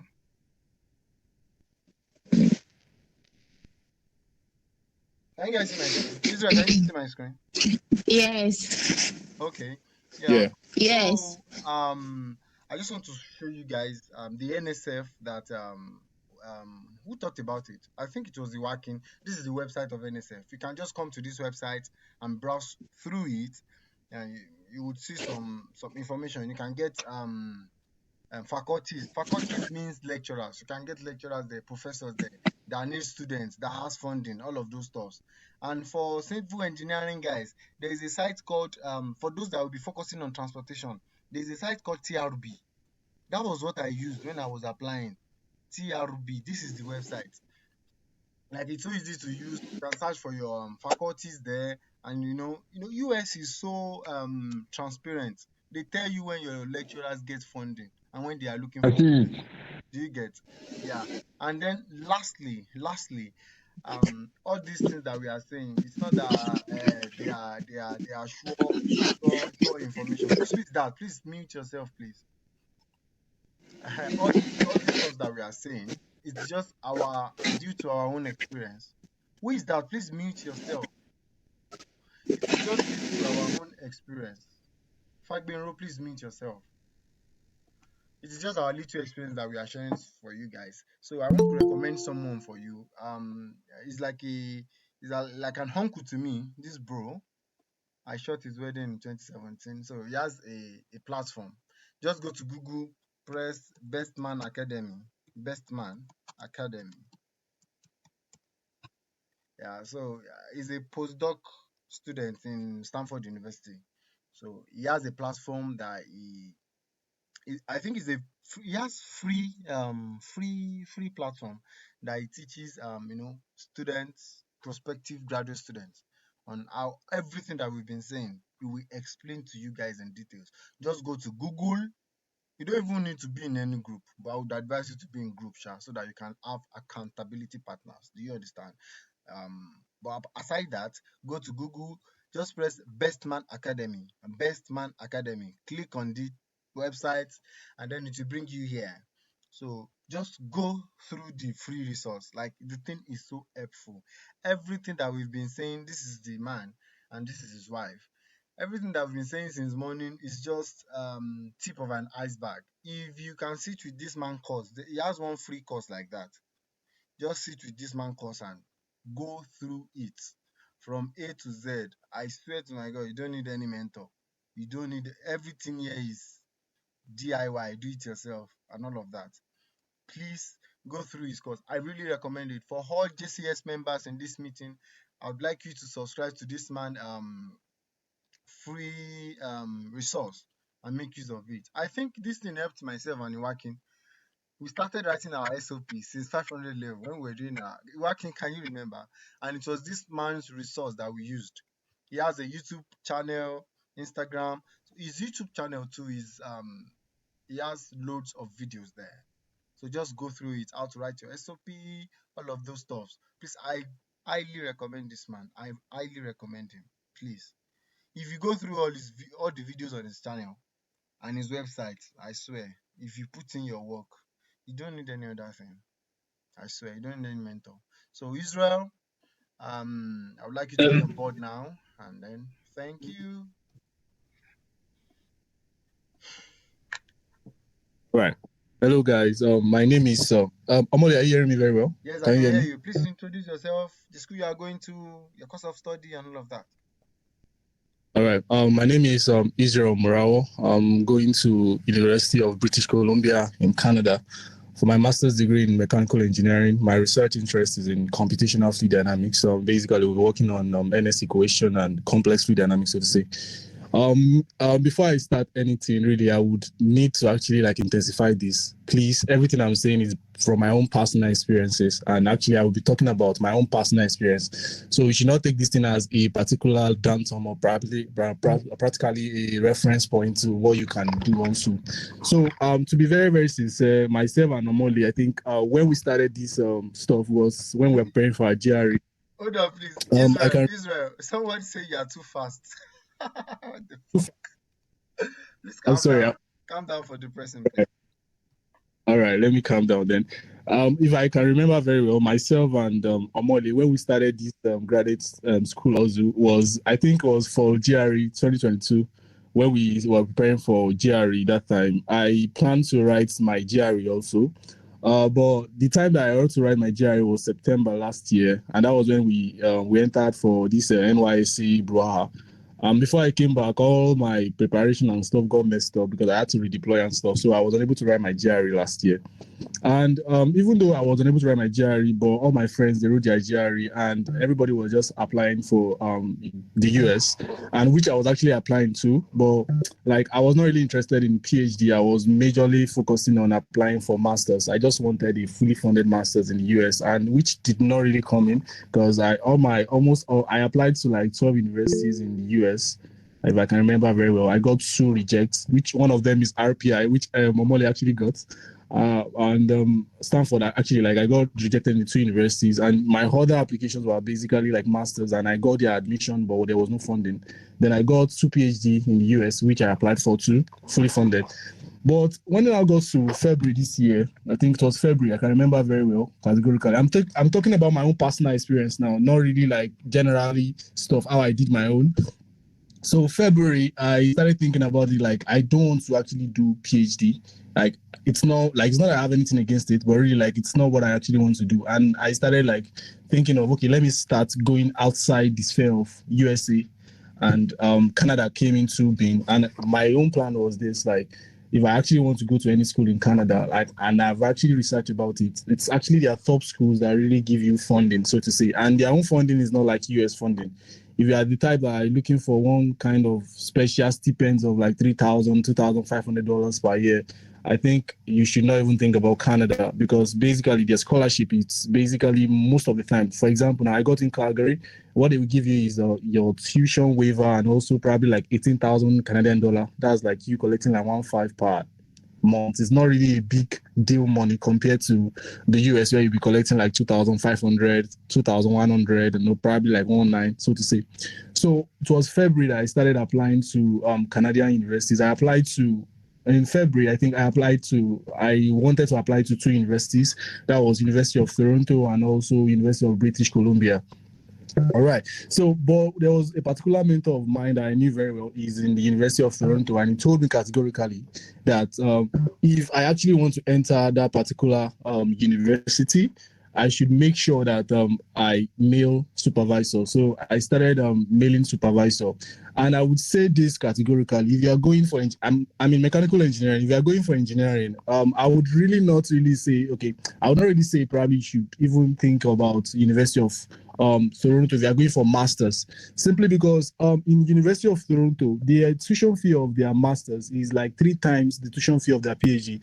That's why, like, it's hardly will you see people that are actually being funded for masters in the University of Toronto. University of Toronto Engineering, I think for Masters of Applied Science, basically is like 21,000 Canadian dollar for their tuition fee. But for their PhD student, they are just 6,000, 7,000 Canadian dollars. So you can see the reason why most of their supervisors, they take in PhD students more than their master students. And the way the scholarship of Canada actually works is this: they will give you a particular sum of money. Talking about Alberta. Alberta now, basically what they give you is like 25,000 Canadian dollar. And out of their 25,000 Canadian dollar is where you're going to be paying your tuition fee every year. So if they give you 25,000 Canadian dollar now, your tuition fee is like 9,000. You only have like 19,000 as your stipends that you're going to be given like probably week by weekly. That's every 2 weeks or every 4 weeks. So basically, like, I started mailing professors in University of Toronto and University of British Columbia. I can remember very well. I emailed 3 professors in University of British Columbia, and I emailed 3 professors in the University of Toronto. And what I made, like the way me I structured, because like I've started mailing people from US since last year, so I started getting better. That's one of the things that I want to say. Like you start getting better when you start mailing all these professors. Like you start getting better that you yourself be thinking that how did I actually like become this good in actually writing email?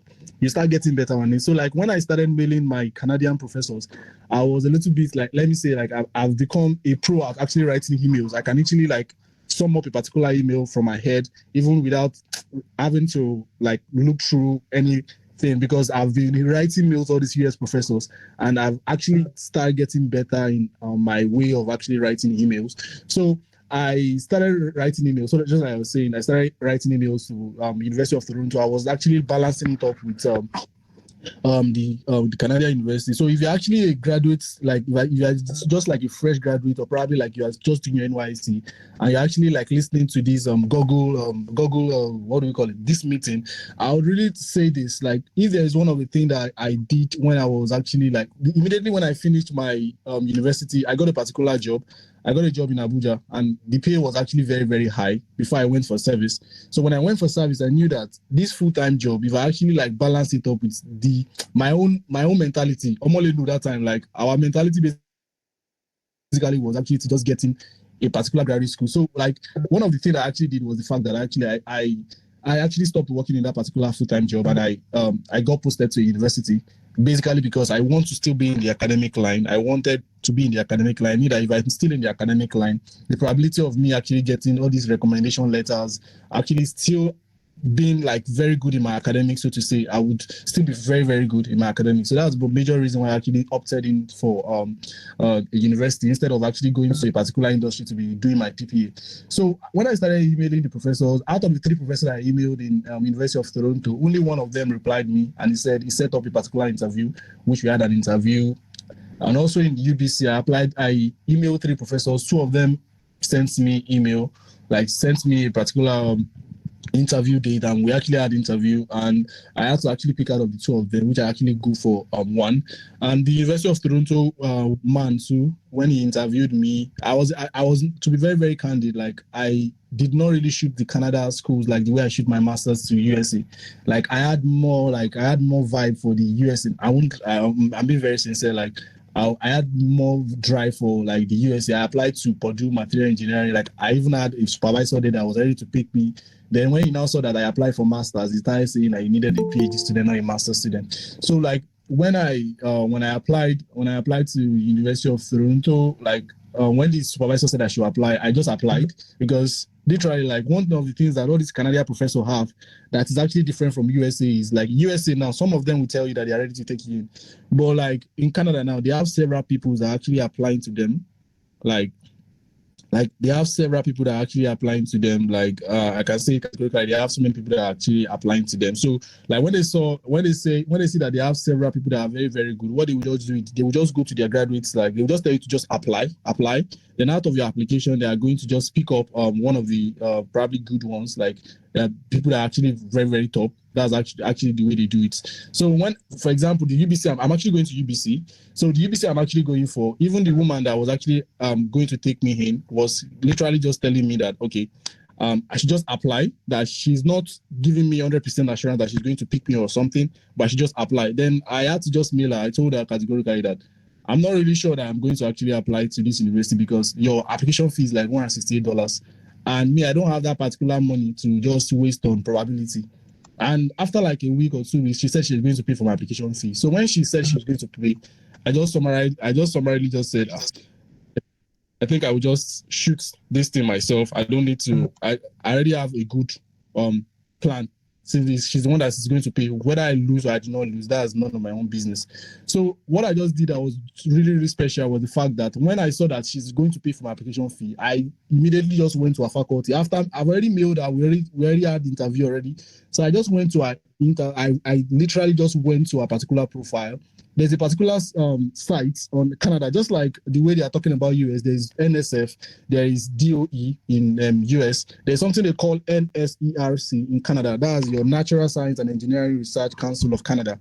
Those are the ones that actually fund all these professors too in Canada. They are the ones that actually fund all these professors also in Canada, just like the way the US is. Like this NSERC, they are the one that they fund so well, especially all these top schools, talking about McGill, Toronto, UBC, University of Waterloo. Like they actually fund them very well. But people don't really people's eyes is really close to this Canadian school because they believe that they believe that it's only USA that's actually like they are funding. They're actually funding Canada too. But like people don't really know so well. So if you want to actually check how they're actually funding your people, you can just search NSERC on Google too. If you search it on Google, you will be able to actually track all these professors, and you can go through LinkedIn too. Just search hashtag NSERC, probably your particular course. You are going to be seeing some of the professors that they just gave funding on a particular thing they are doing. So that was what I just did. I went to the woman's profile. I saw that our present research was on Newtonian motion, like Newtonian fluid. And everything I wrote in my SOP was literally talking about Newtonian fluid. All my experiences, even my CV, I made sure that I tailored everything. And after like 2 days or 3 days, she told me that they're going to give me admission, and I got admitted into the universities, and they was actually coming with full funding, basically. So like that is what I could just say. Everything I'm saying is basically on my own personal experience. It's not really on someone told me. It's actually my own personal experience. I got into both Toronto, I got into UBC, and I got into Calgary. And I only picked UBC basically because it's actually what is actually is industrial based. Other ones are actually like research. Because when you're talking about masters also, if you are going, there are two forms of masters in Canada. There's Master of Engineering, there's Master of Applied Science. If you are going for Master of Applied Science and what you're actually researching on is not really industrial based, that means like you actually need to just still do like PhD. For example, you got a particular fully funded master's degree in something like material science. Sorry, I'm using engineering terms. I'm in engineering. So basically what I'll be talking about is engineering. You got a master's, like my Toronto now was an advanced material science. So really like probably I will be so narrowed down to work on material science industry, so to say. So I will still need to do my PhD. So the basic reason why I actually picked the UBC is basically because everything we are talking about, my research is basically is an industrial research, and that's the basic reason why I'm going to the UBC. So I think that's everything I could just say about the Canada school. Omole, is there anything you want me to say again? Yes, you've been listening to us, like the SOP, what we've been discussing since. Does that apply to Canada too? Do you write SOP? Do you require GRE in Canada? Do you require All ETS, right. TOEFL, and all of those stuff? All right. Yeah, let me say this.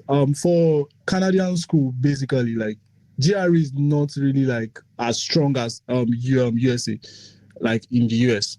There are some courses, even in UBC. If you are going for masters in public health now, imagine public health, you need to actually apply for GRE. You actually need to submit GRE rather. You need to submit GRE. But like my course now, I didn't do GRE. Both my Toronto, I did not use GRE for them. But there are some courses, it depends on some courses. Some university actually like want you to submit your GRE. I can even Memorial University, there's a particular university, Memorial University now. Most of their courses, they will say you should submit your GRE. So their GRE is not as strong in Canada, just like in the US. And your IELTS too. Me, I only did TOEFL. And I did not even use TOEFL for any of my admission in Canada. I didn't use any standardized test for my admission in Canada. So like, it's really not as strong. I don't know about other courses, but the mechanical engineering that I actually put in for, both in Calgary, UBC, and Toronto, I did not use any of my standardized. I did not use any standardized tests. I did not write GRE. I only write TOEFL, and I did not use TOEFL for any of my admission and funding, so to say. Right. And for the statement of purpose, it's just like everything they've been saying. It's the same way. The 3 universities I applied to really did not give me a particular word limit. So my statement of purpose, I think, was around 3 pages. It was just 3 pages. And basically what I just made special about all my statement of purpose is focusing on all those supervisors that I already had in the school. So if my supervisor is working on advanced material science, everything I'm talking about, probably my research experience in my statement of purpose, is basically mirroring everything that is actually doing. So it's more like, it should not be too like, some people will say you should scatter your points in your statement of purpose. Me, I'm not really interested in that because like I'm from the school of thought of get a supervisor in the school. If it is possible, get a supervisor, and everything that you are talking about inside your statement of purpose is mirroring the present research of your supervisor. So like automatically when you pick up your application and read through, you'll be able to say, oh no, I need this particular guy in my lab, so to say. So that's what I've just said. Any other question, please? All right, thank you. Before we go to the question part, I would like to add that please don't focus solely on Canada. Israel talking here, he didn't really apply to Canada. He got offers. He got offers in the US, University of Iowa. So please, Canada, ò ṣe é gbọ́kànlé bẹ́ẹ̀ yẹn o. So if you are only focusing on Canada, you are wrong, go. Just I know you like Canada. You want to become a Canadian citizen on time. Just put one leg inside US. Like this guy is already preparing for his visa interview for US, when Canadian embassy got back to him that they come our country. Share you grab.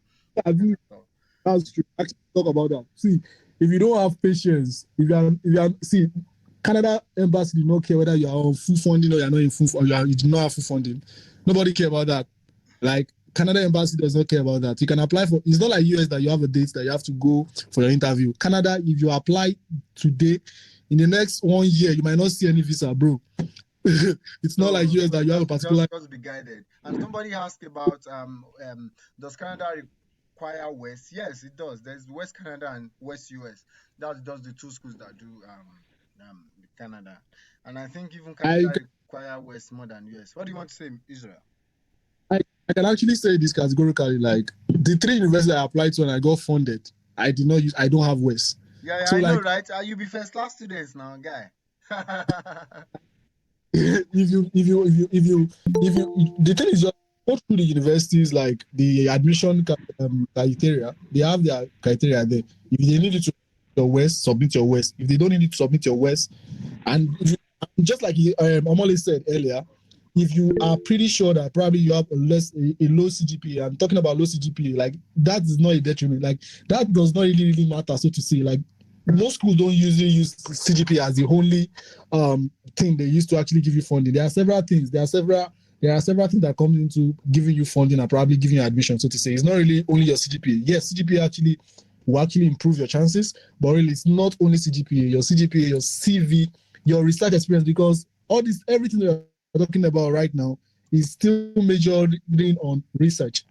So like if there's anything I just advise you to actually do, just improve your research skill over another thing. Just make sure you improve your research skill, so to say. All right, thank you. Because of our time, we'll be moving back to the last session, which will be conducted by Fumbi. Fumbi, are you there? The question and answer and all of that. My boss, he will take care of that. Yeah, please, if you have any question, please signify on the, just say on the chat box that you have a question, and then I will mention name that you should unmute yourself. Please, let's follow that. Okay, the first person, Jonathan Alabi, please unmute yourself so that you can talk. Okay, good evening, everybody. Good evening, Omole. Good evening. Israel. Good evening. Well done. I cite you from UBC because that's the school that I actually have in mind to apply to. So these are my questions. The first question, when someone was talking about code mail, that you have to get a code mail, you have to secure a supervisor. So I've started sending out code mails. So there are some code mails I sent out. The reply I get from some supervisor is that, okay, because I'm from the non-STEM department, I'm from philosophy, so it's different, entirely different from engineering. So the reply I get from professor is that, okay, the admission committee decides your admission, like the admission committee decides your admission, not like a single supervisor, but you can apply. So you can apply that. When you get admitted, I would like to work with you. So my question is that, is this a yes to go with the application? That is the first question. Sorry, can I answer? Okay, you can answer that. Jonathan, the thing is, like, I can say,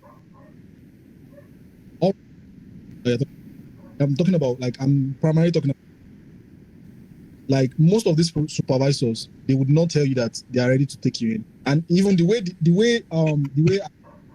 it's actually, for example, in mechanical engineering now, your supervisor does not even give you admission. No. Don't. the only thing they can just do is basically like probably like they can just, because they have tons of people that are applying.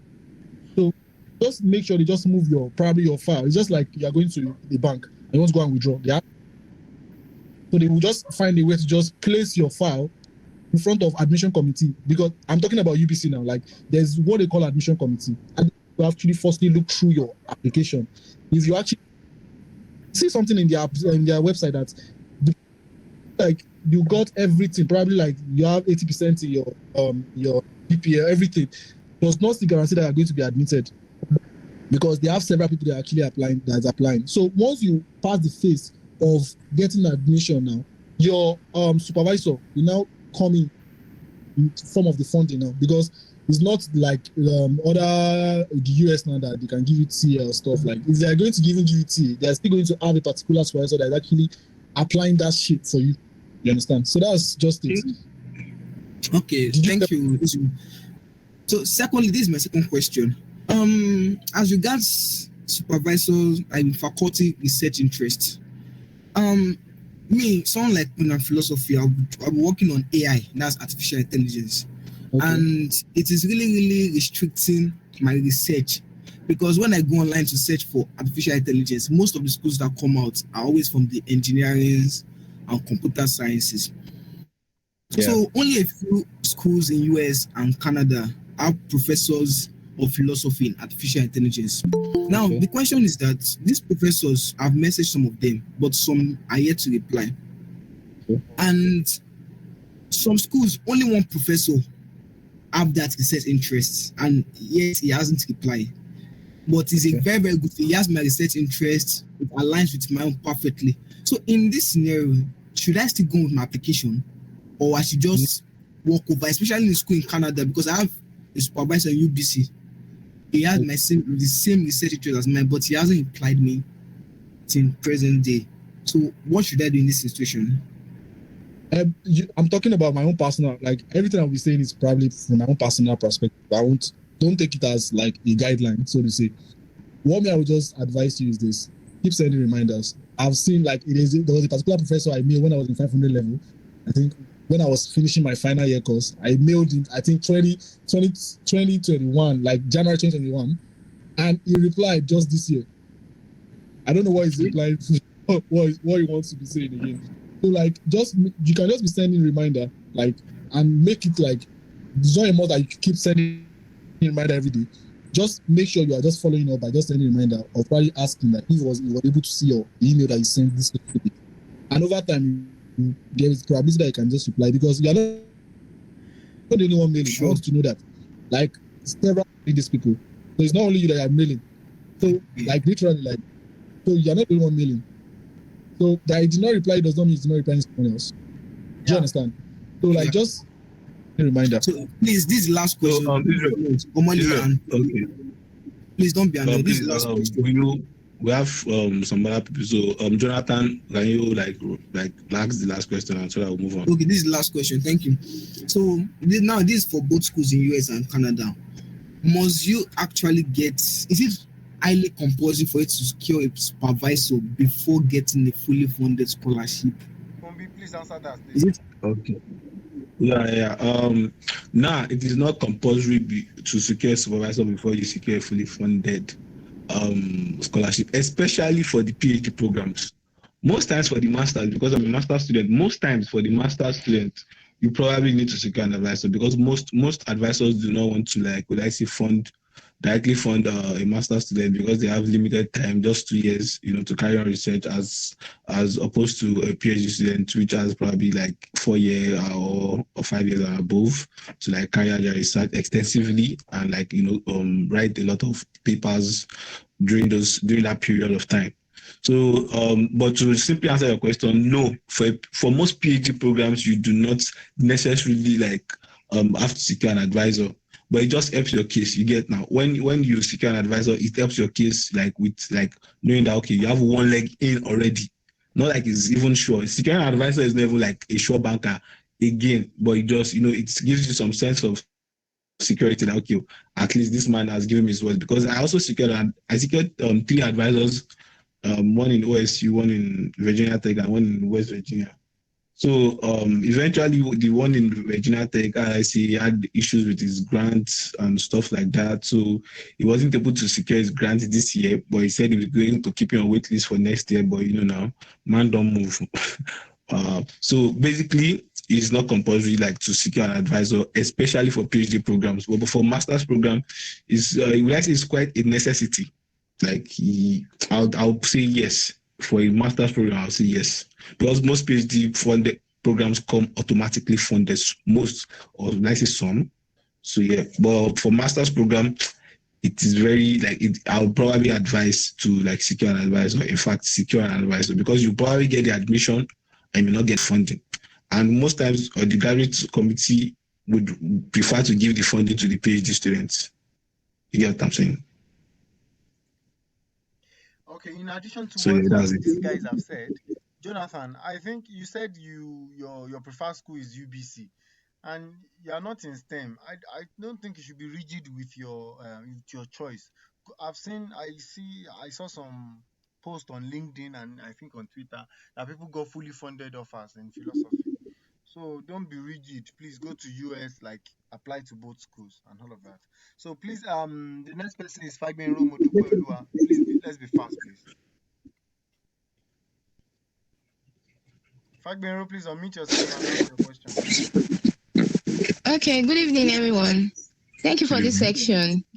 My question is, mine is actually STEM. My course is STEM actually, but I noticed most schools doesn't have PhD because this is a future course anyway. It's something that is just emerging. Then I noticed the school that I'm actually interested in, I'm already there. I attend their conferences. Then some of the professors, they okay, I attend one conference. So when they want to have another one, they invited me. So I was now thinking that I have not really messaged any of the professors actually, but there are two courses that are in my line that I can actually do. Then both of them are masters. Then I noticed that they require this thing, financial proof. Even if though there is scholarship anyway, but you have to get admitted before they can give you the scholarship. Then though it is on their website that like after admission you have to provide a financial this thing like financial statement of account that yes you can fund yourself or something. Though I don't really know how the scholarship works. And again, I'm in contact. I ask questions from the students, like direct question from their LinkedIn. Two of them, one student say there is no funding. The other, no, and yes, one student say there is no funding. Later, he now told me the following morning that there is funding, but it's stressful. The other lady said there is funding, but you have to get admitted first before you can actually access it. So she's actually explaining things for me, like. But what I just wanted to ask is that, what of if they ask me for the financial proof?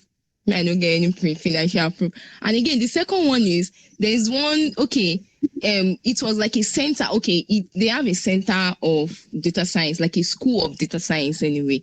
So the director of this thing, I sent him a LinkedIn friend request. So he accepted me already. So I don't know if I can still cold mail him or I should just fire up from LinkedIn. I was thinking if like LinkedIn is not too official, so I'm still looking for his mail to mail him directly instead of going or firing from. Like I just wanted to confirm about the scholarship. Then aside from the scholarship, maybe they will still require us to actually go with provide financial statement of financial or something. So I don't really know. Anyways, good one, Mudipe. I think from what you explained already, I think you already have your answer. You're just probably trying to be very sure. The lady has already given you. You say you checked their website, you read on there, and the lady you discussed with also like giving your insight that it's quite difficult. And so one thing I'll just advise you is like just be careful with this school. And number one, I know that you've probably done a lot of background work in the school. Just keep, in fact, look for more options. Look for more options. Me personally, I would advise, because from what the lady said, she probably doesn't want to totally discourage you. She's saying it's difficult and everything. And most times when we get full funding, we don't need proof of funds. What we probably show to get our I-20, because for you to get your I-20, you need to show proof of funds. So what we need to get our I-20 is like we just submit our as a funding letter with some other documents like passports to get our I-20. So from even what you explained now, I'm thinking what this kind of school they do is probably they need you to be on campus or like get the admission first, and when you get on campus they'll probably work out one funding source for you, which I'd say is very risky. Not like very risky, it's like is a 50-50 chance. So right now, advice. Okay, so and about the LinkedIn, probably firing on LinkedIn or not. You could contact him via LinkedIn, but not like in a very official manner. You just probably like introduce yourself and just like say tell him what to do. And have you found out his email? Do you know his email address? No, I've not found. No, I'm actually looking for Mohammed is actually helping me out in that aspect because I'm always screenshotting to him, and today I searched all through. I didn't see that particular man, because there was a seminar that man did for them, those graduating. Yes, they were graduating. They just graduated is it last week or last 2 weeks? So the guy sent me the everything, how they defend their project, because I'm even asking that is it a personal project? But the way they did their masters, because it's 1 year masters anyway, the way they do it in that school, it will not be a personal research.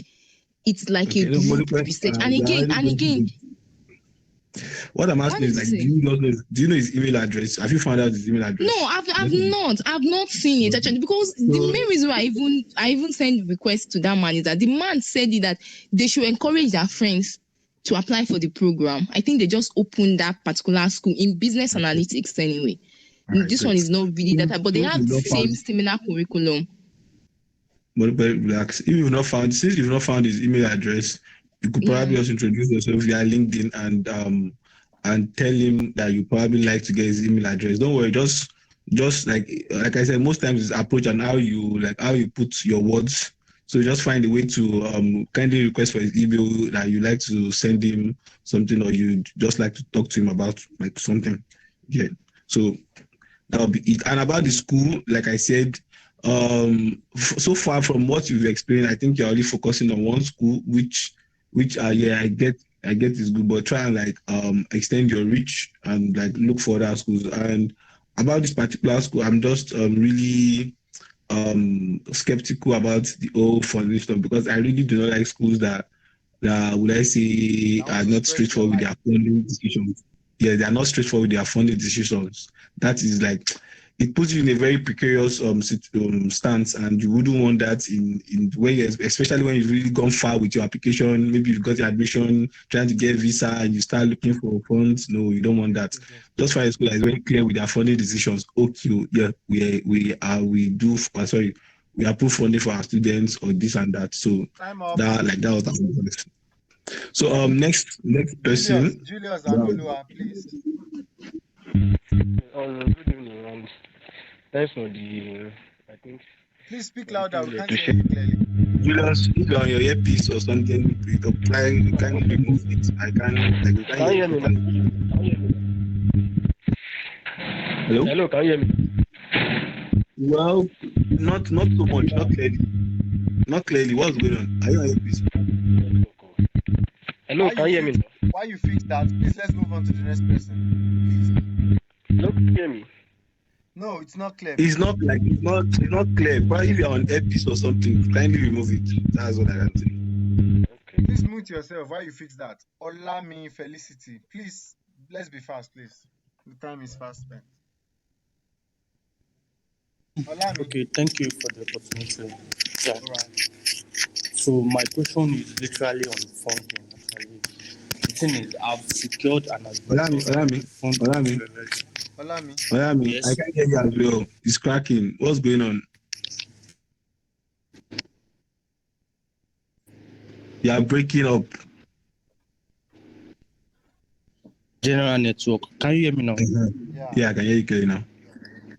Okay, so it's literally on funding. I want to know if there is, assuming one has a funding and the funding is very low, not fully funded for masters, what is the chance of meeting up with? Because I've been trying to secure for another school because I had an admission in a school and the funding is very, very low, 10%. And people have been trying to, you can just go for it and later Ben, maybe transfer. So that was the reason why I'm still mute going. yourself, please. Can you hear me? Yes. Ben. So that's the literally reason why I'm still going through another admission process.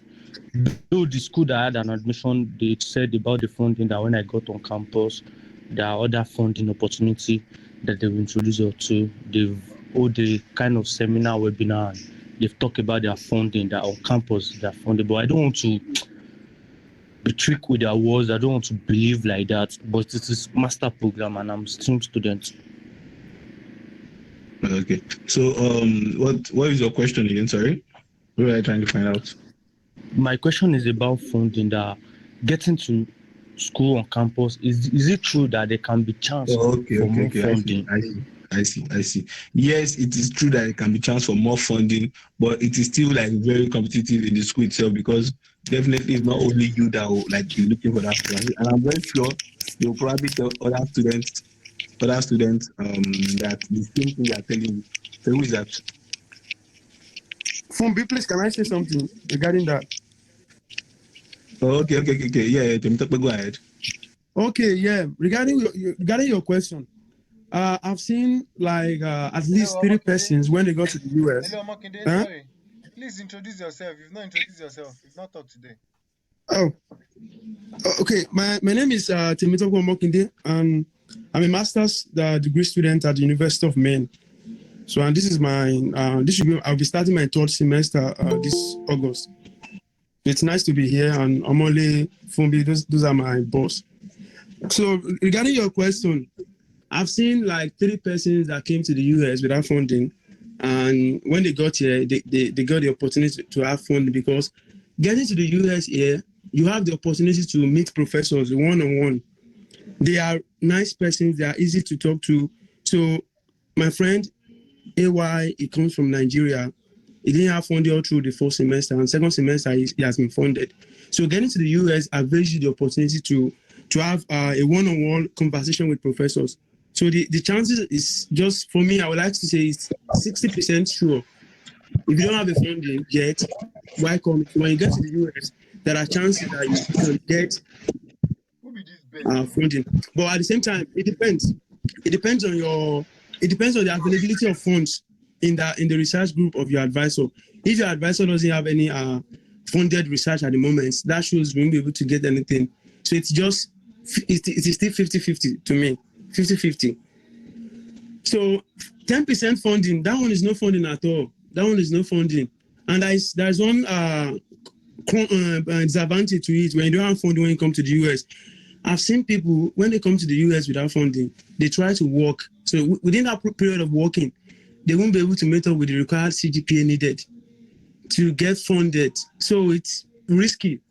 So 10% is no funding for me. It's never a funding. 10% is just peanuts. So I advise you to check other schools. Thank you. Okay, good. Thanks, Temitope. So, Olami, from what Temitope has said, the options is there are people that get funded after they get to the US, like you mentioned, and also that 10%, like you said, is actually very minute. It's actually, in fact, I'll call it negligible compared to the full amount of school fees. It's very negligible. So it's not like scholarships. I don't know, Sha. So try looking out for other schools and like keep on applying. But to answer your question, yes, people get funded after they get to the US.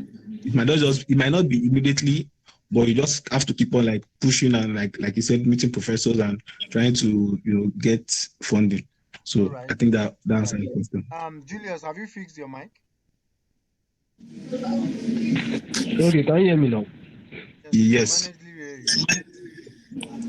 Okay, all right. Good evening. Okay, sorry. Evening over here, sir.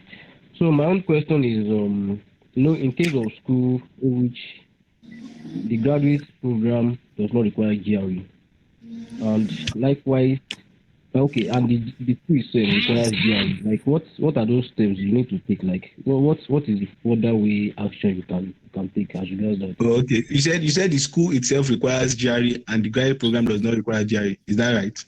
Yes. Okay. Well, basically, I think that is contradictory. I'm not sure. Most times when you want to check the requirements, like most of the requirements for the school, for what I would say is like confirm from your graduate coordinator, like what they need itself. Most times the graduate school, let's say decision or requirements oversees the programs decisions sometimes. So still confirm from your graduate coordinator or the graduate school itself, because I wouldn't know how to answer this question I want to add to that. precisely.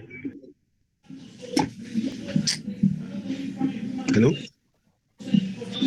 Who said something? All right, right. Thank you. Let's move on to the next question, please. Somebody, please, I want to add to that question. Okay, Ajayi. I beg, time not to go, I beg.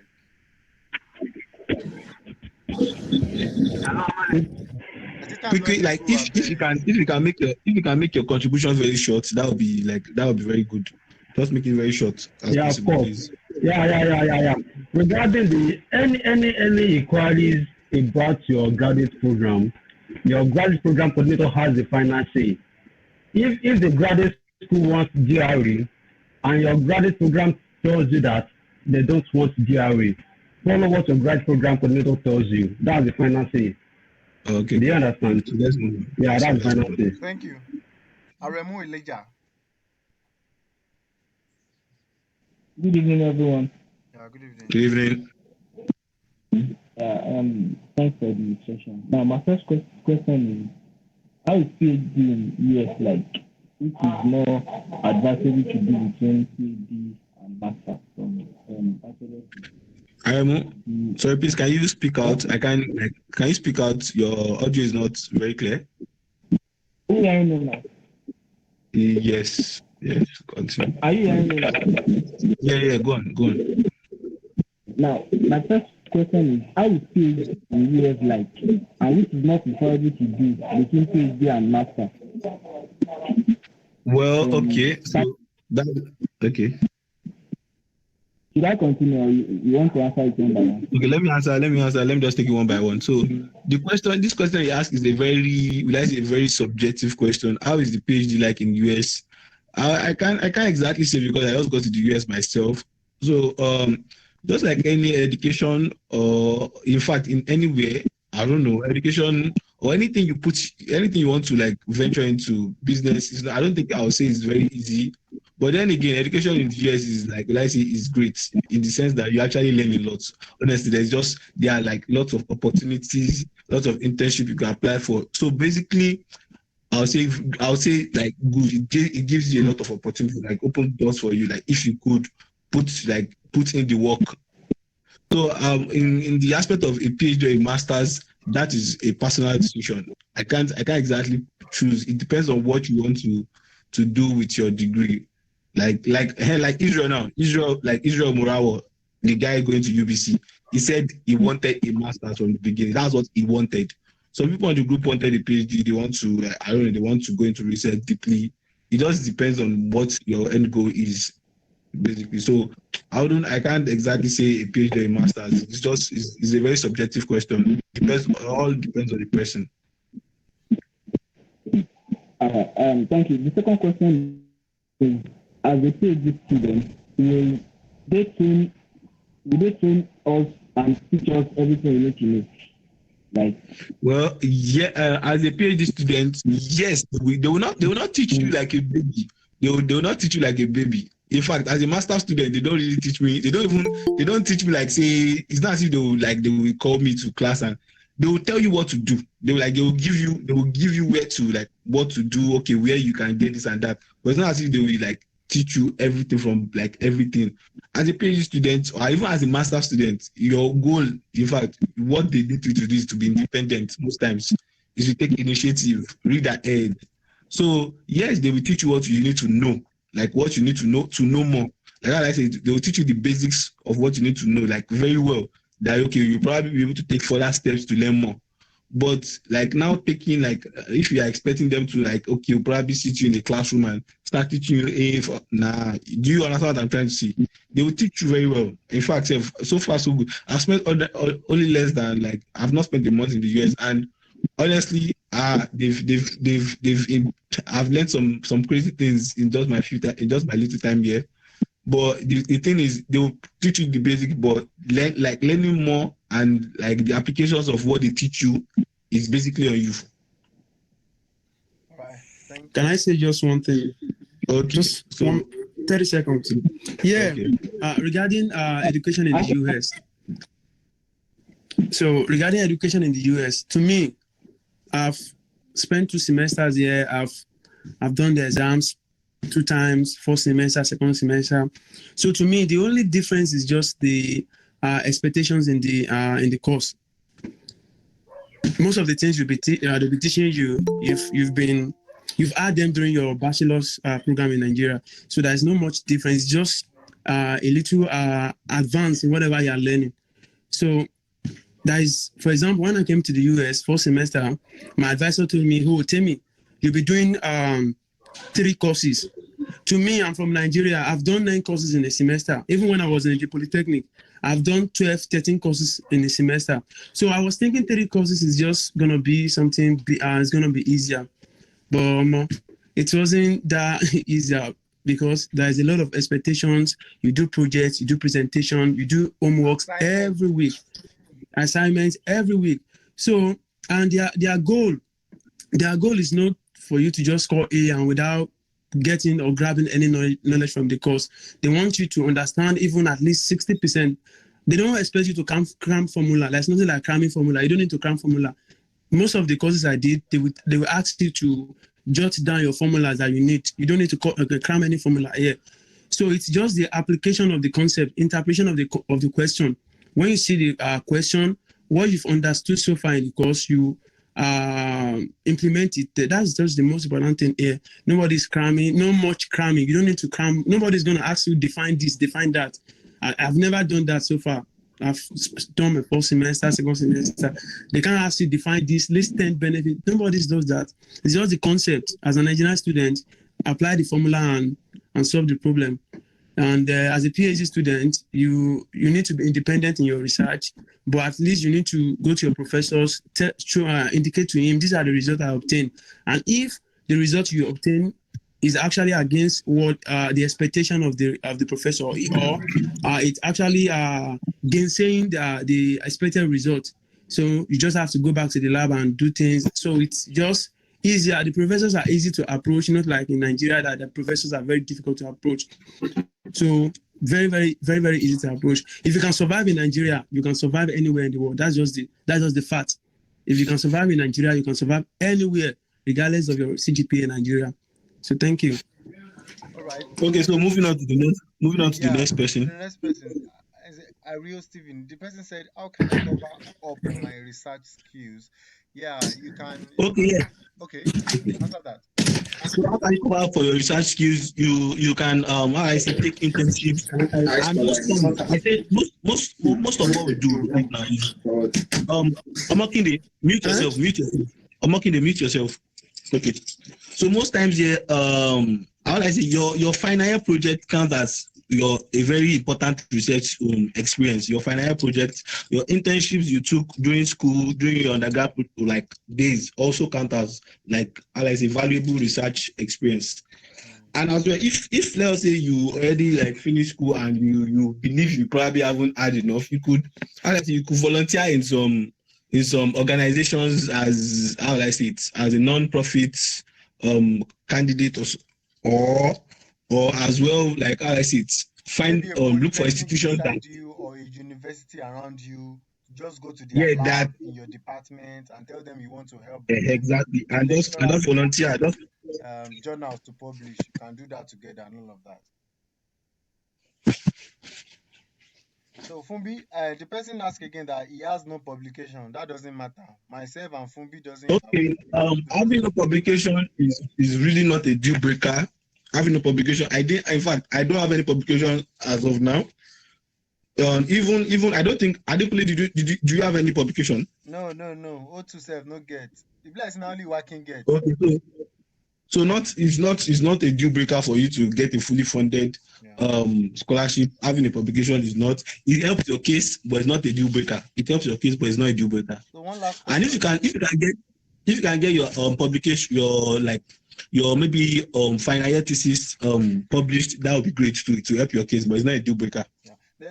The person said he studied chemical engineering. What can he do to be a better candidate? Do your GRE, TOEFL, and all.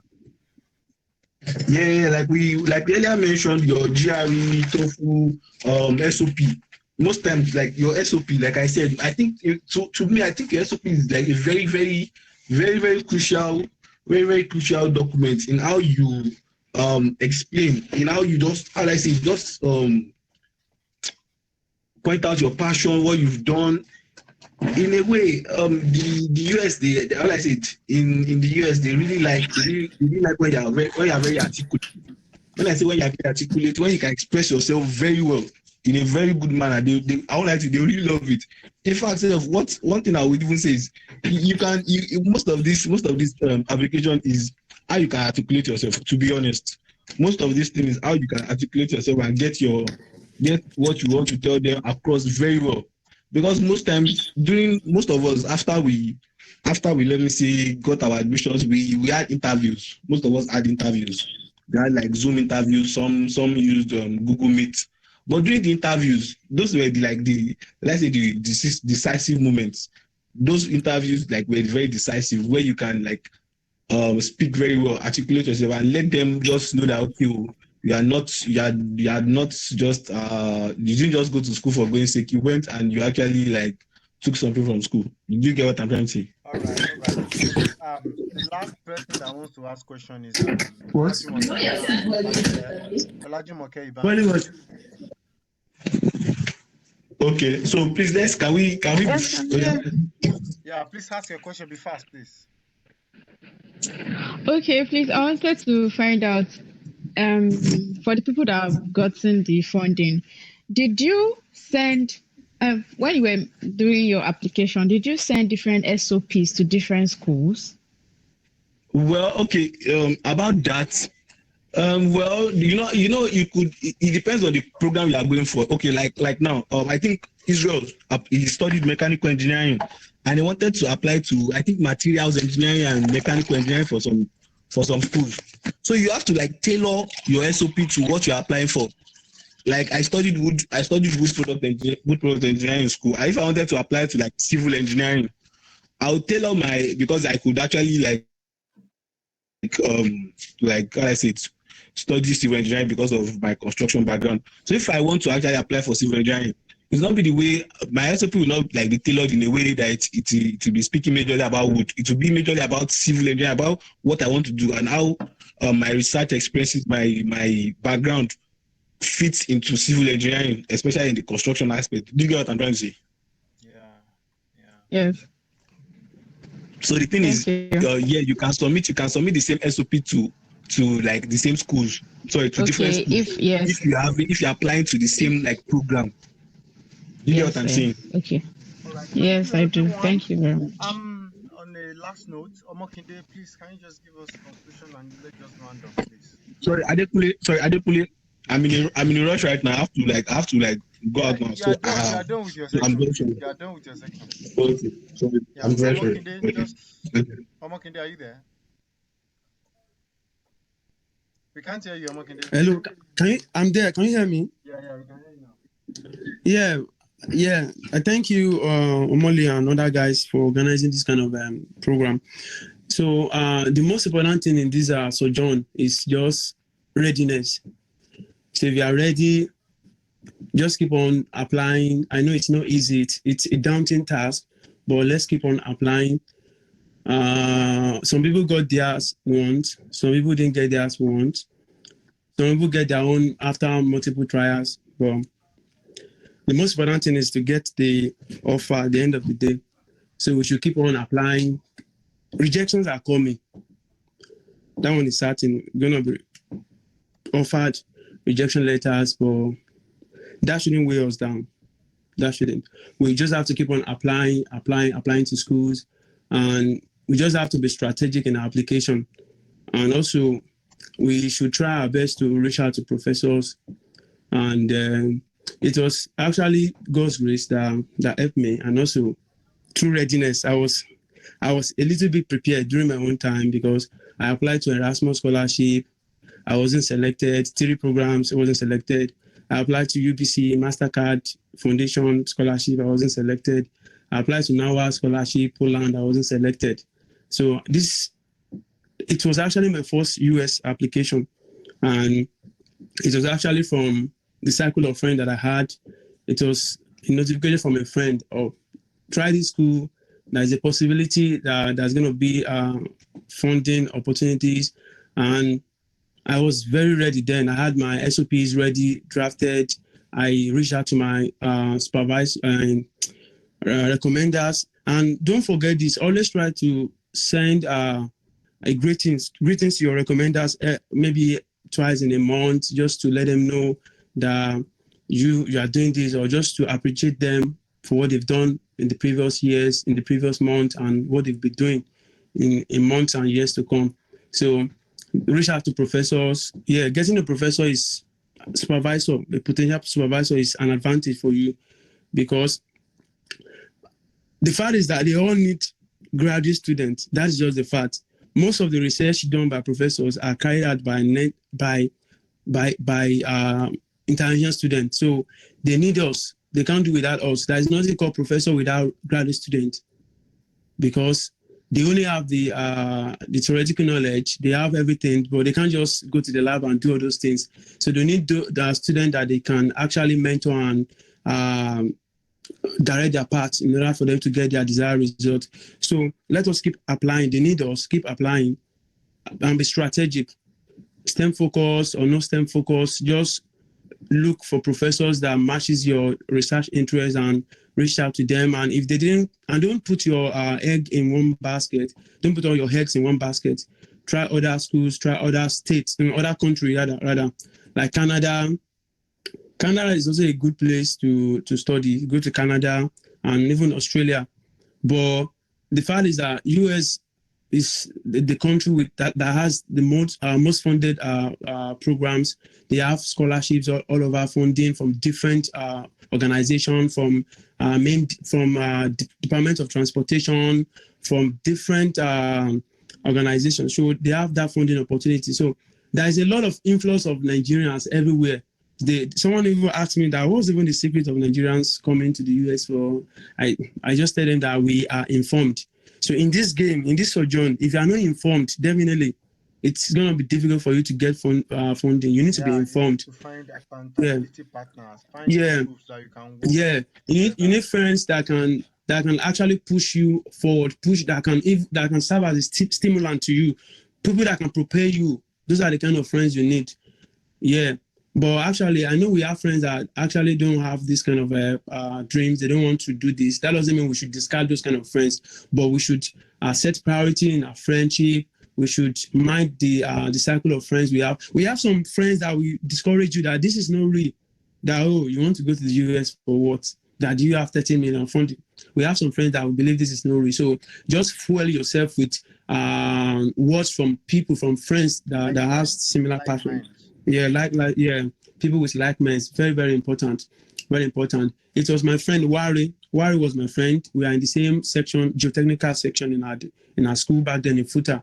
So he got funded in 2 schools, and he picked one, and he now informed people in our group that, you guys can apply. We are almost 7 in that group. So I just summoned the courage to apply, and luckily for me, I was interviewed and I got everything. So just to recapitulate, just to talk about what Fumbi just said, you need to be very, very bold in whatever you want to say. In the US here, when you are not bold while talking, they believe you are telling lie. For example, if I'm presenting a research result to my professor, if I'm fidgeting, it's obviously, even though it's correct, they will take it as if I have some manipulations in my results. So you need to be confident. They want nobody will kill you for speaking confidently. Just be confident. Be yourself. Don't form any accent. Nobody cares about accent. Speak your. Have you seen all these Indians, the way they speak? Bangladesh guys, they speak. They don't care about the accent. The most important thing is to communicate to the audience and let them get your message. So that is all that's everything I have now. Also, I'm a Christian. Whatever you believe in, pray to whatever you believe in. I'm a Christian. I pray to God for grace. So pray to whatever you believe in. So thank you. Thank you so much, Kola Tokwe. Thank you everyone for attending today's meeting. I recorded the session. I'll try as much as possible to get it across to you. Thank you so much. Good night. Pray to whatever you believe in. Have a good day. Bye, everyone. Why are you looking at me like this?